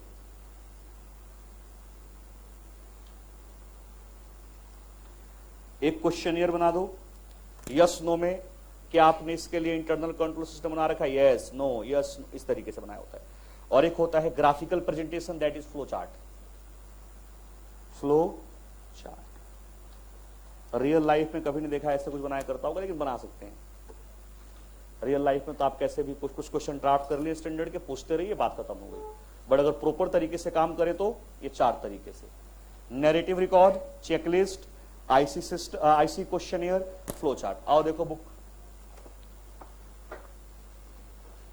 Page number 85 पे आओ। Methods for evaluation of internal control. देखो नैरेटिव रिकॉर्ड लिखा हुआ है, घर जाके एक बार ये राइटअप पढ़ोगे, मैं कल डिस्कस करूंगा आते ही, ठीक है। चेकलिस्ट पढ़ोगे, थोड़ा सा एक बार रीड कर लेना। इंटरनल कंट्रोल क्वेश्चनियर लिखा है, फ्लो चार्ट। बोलो इन 4 तरीके से हम मैनेजमेंट से पूछ सकते हैं अपने इंटरनल कंट्रोल सिस्टम के बारे में। चलिए शुरू कहां से किया था हम लोगों ने? Page 84, evaluation of internal control by the auditor, ठीक है। तो यह थोड़ा सा रिवाइज करके आना, फिर अच्छा करेंगे। 5 याद रखना कंपोनेंट ऑफ आईसी सिस्टम, 5। वो इस पूरे चैप्टर में वो 5 चीज है, चैलेंजिंग है, बाकी कुछ भी नहीं है। अगर वो अभी कर लोगे हो जाएगा, अपने आप पढ़ के नहीं होंगे वो। इसलिए मैंने टाइम लगाया वहां पे कि कुछ बातों को समझ के आप कुछ पॉइंट अभी से याद रखें, ठीक है ना। कम्युनिकेशन नंबर 2, बोलो बोलो। Commitment to competence number 3, participation by management TCWG 4, बोलो। चलो वेरी गुड। अरे यहां सब में दिक्कत नहीं है, 50 लोगों में दिक्कत नहीं है, दिक्कत है उस 50 को छोड़ के बाकियों में। 50 लोग बहुत अच्छे पढ़ रहे हो, वो 50 पास हो रहे, उस 50 में तो कभी हमें टेंशन ही नहीं है, उस 50 को छोड़ के मैं टेंशन है, ये दिक्कत है। चलिए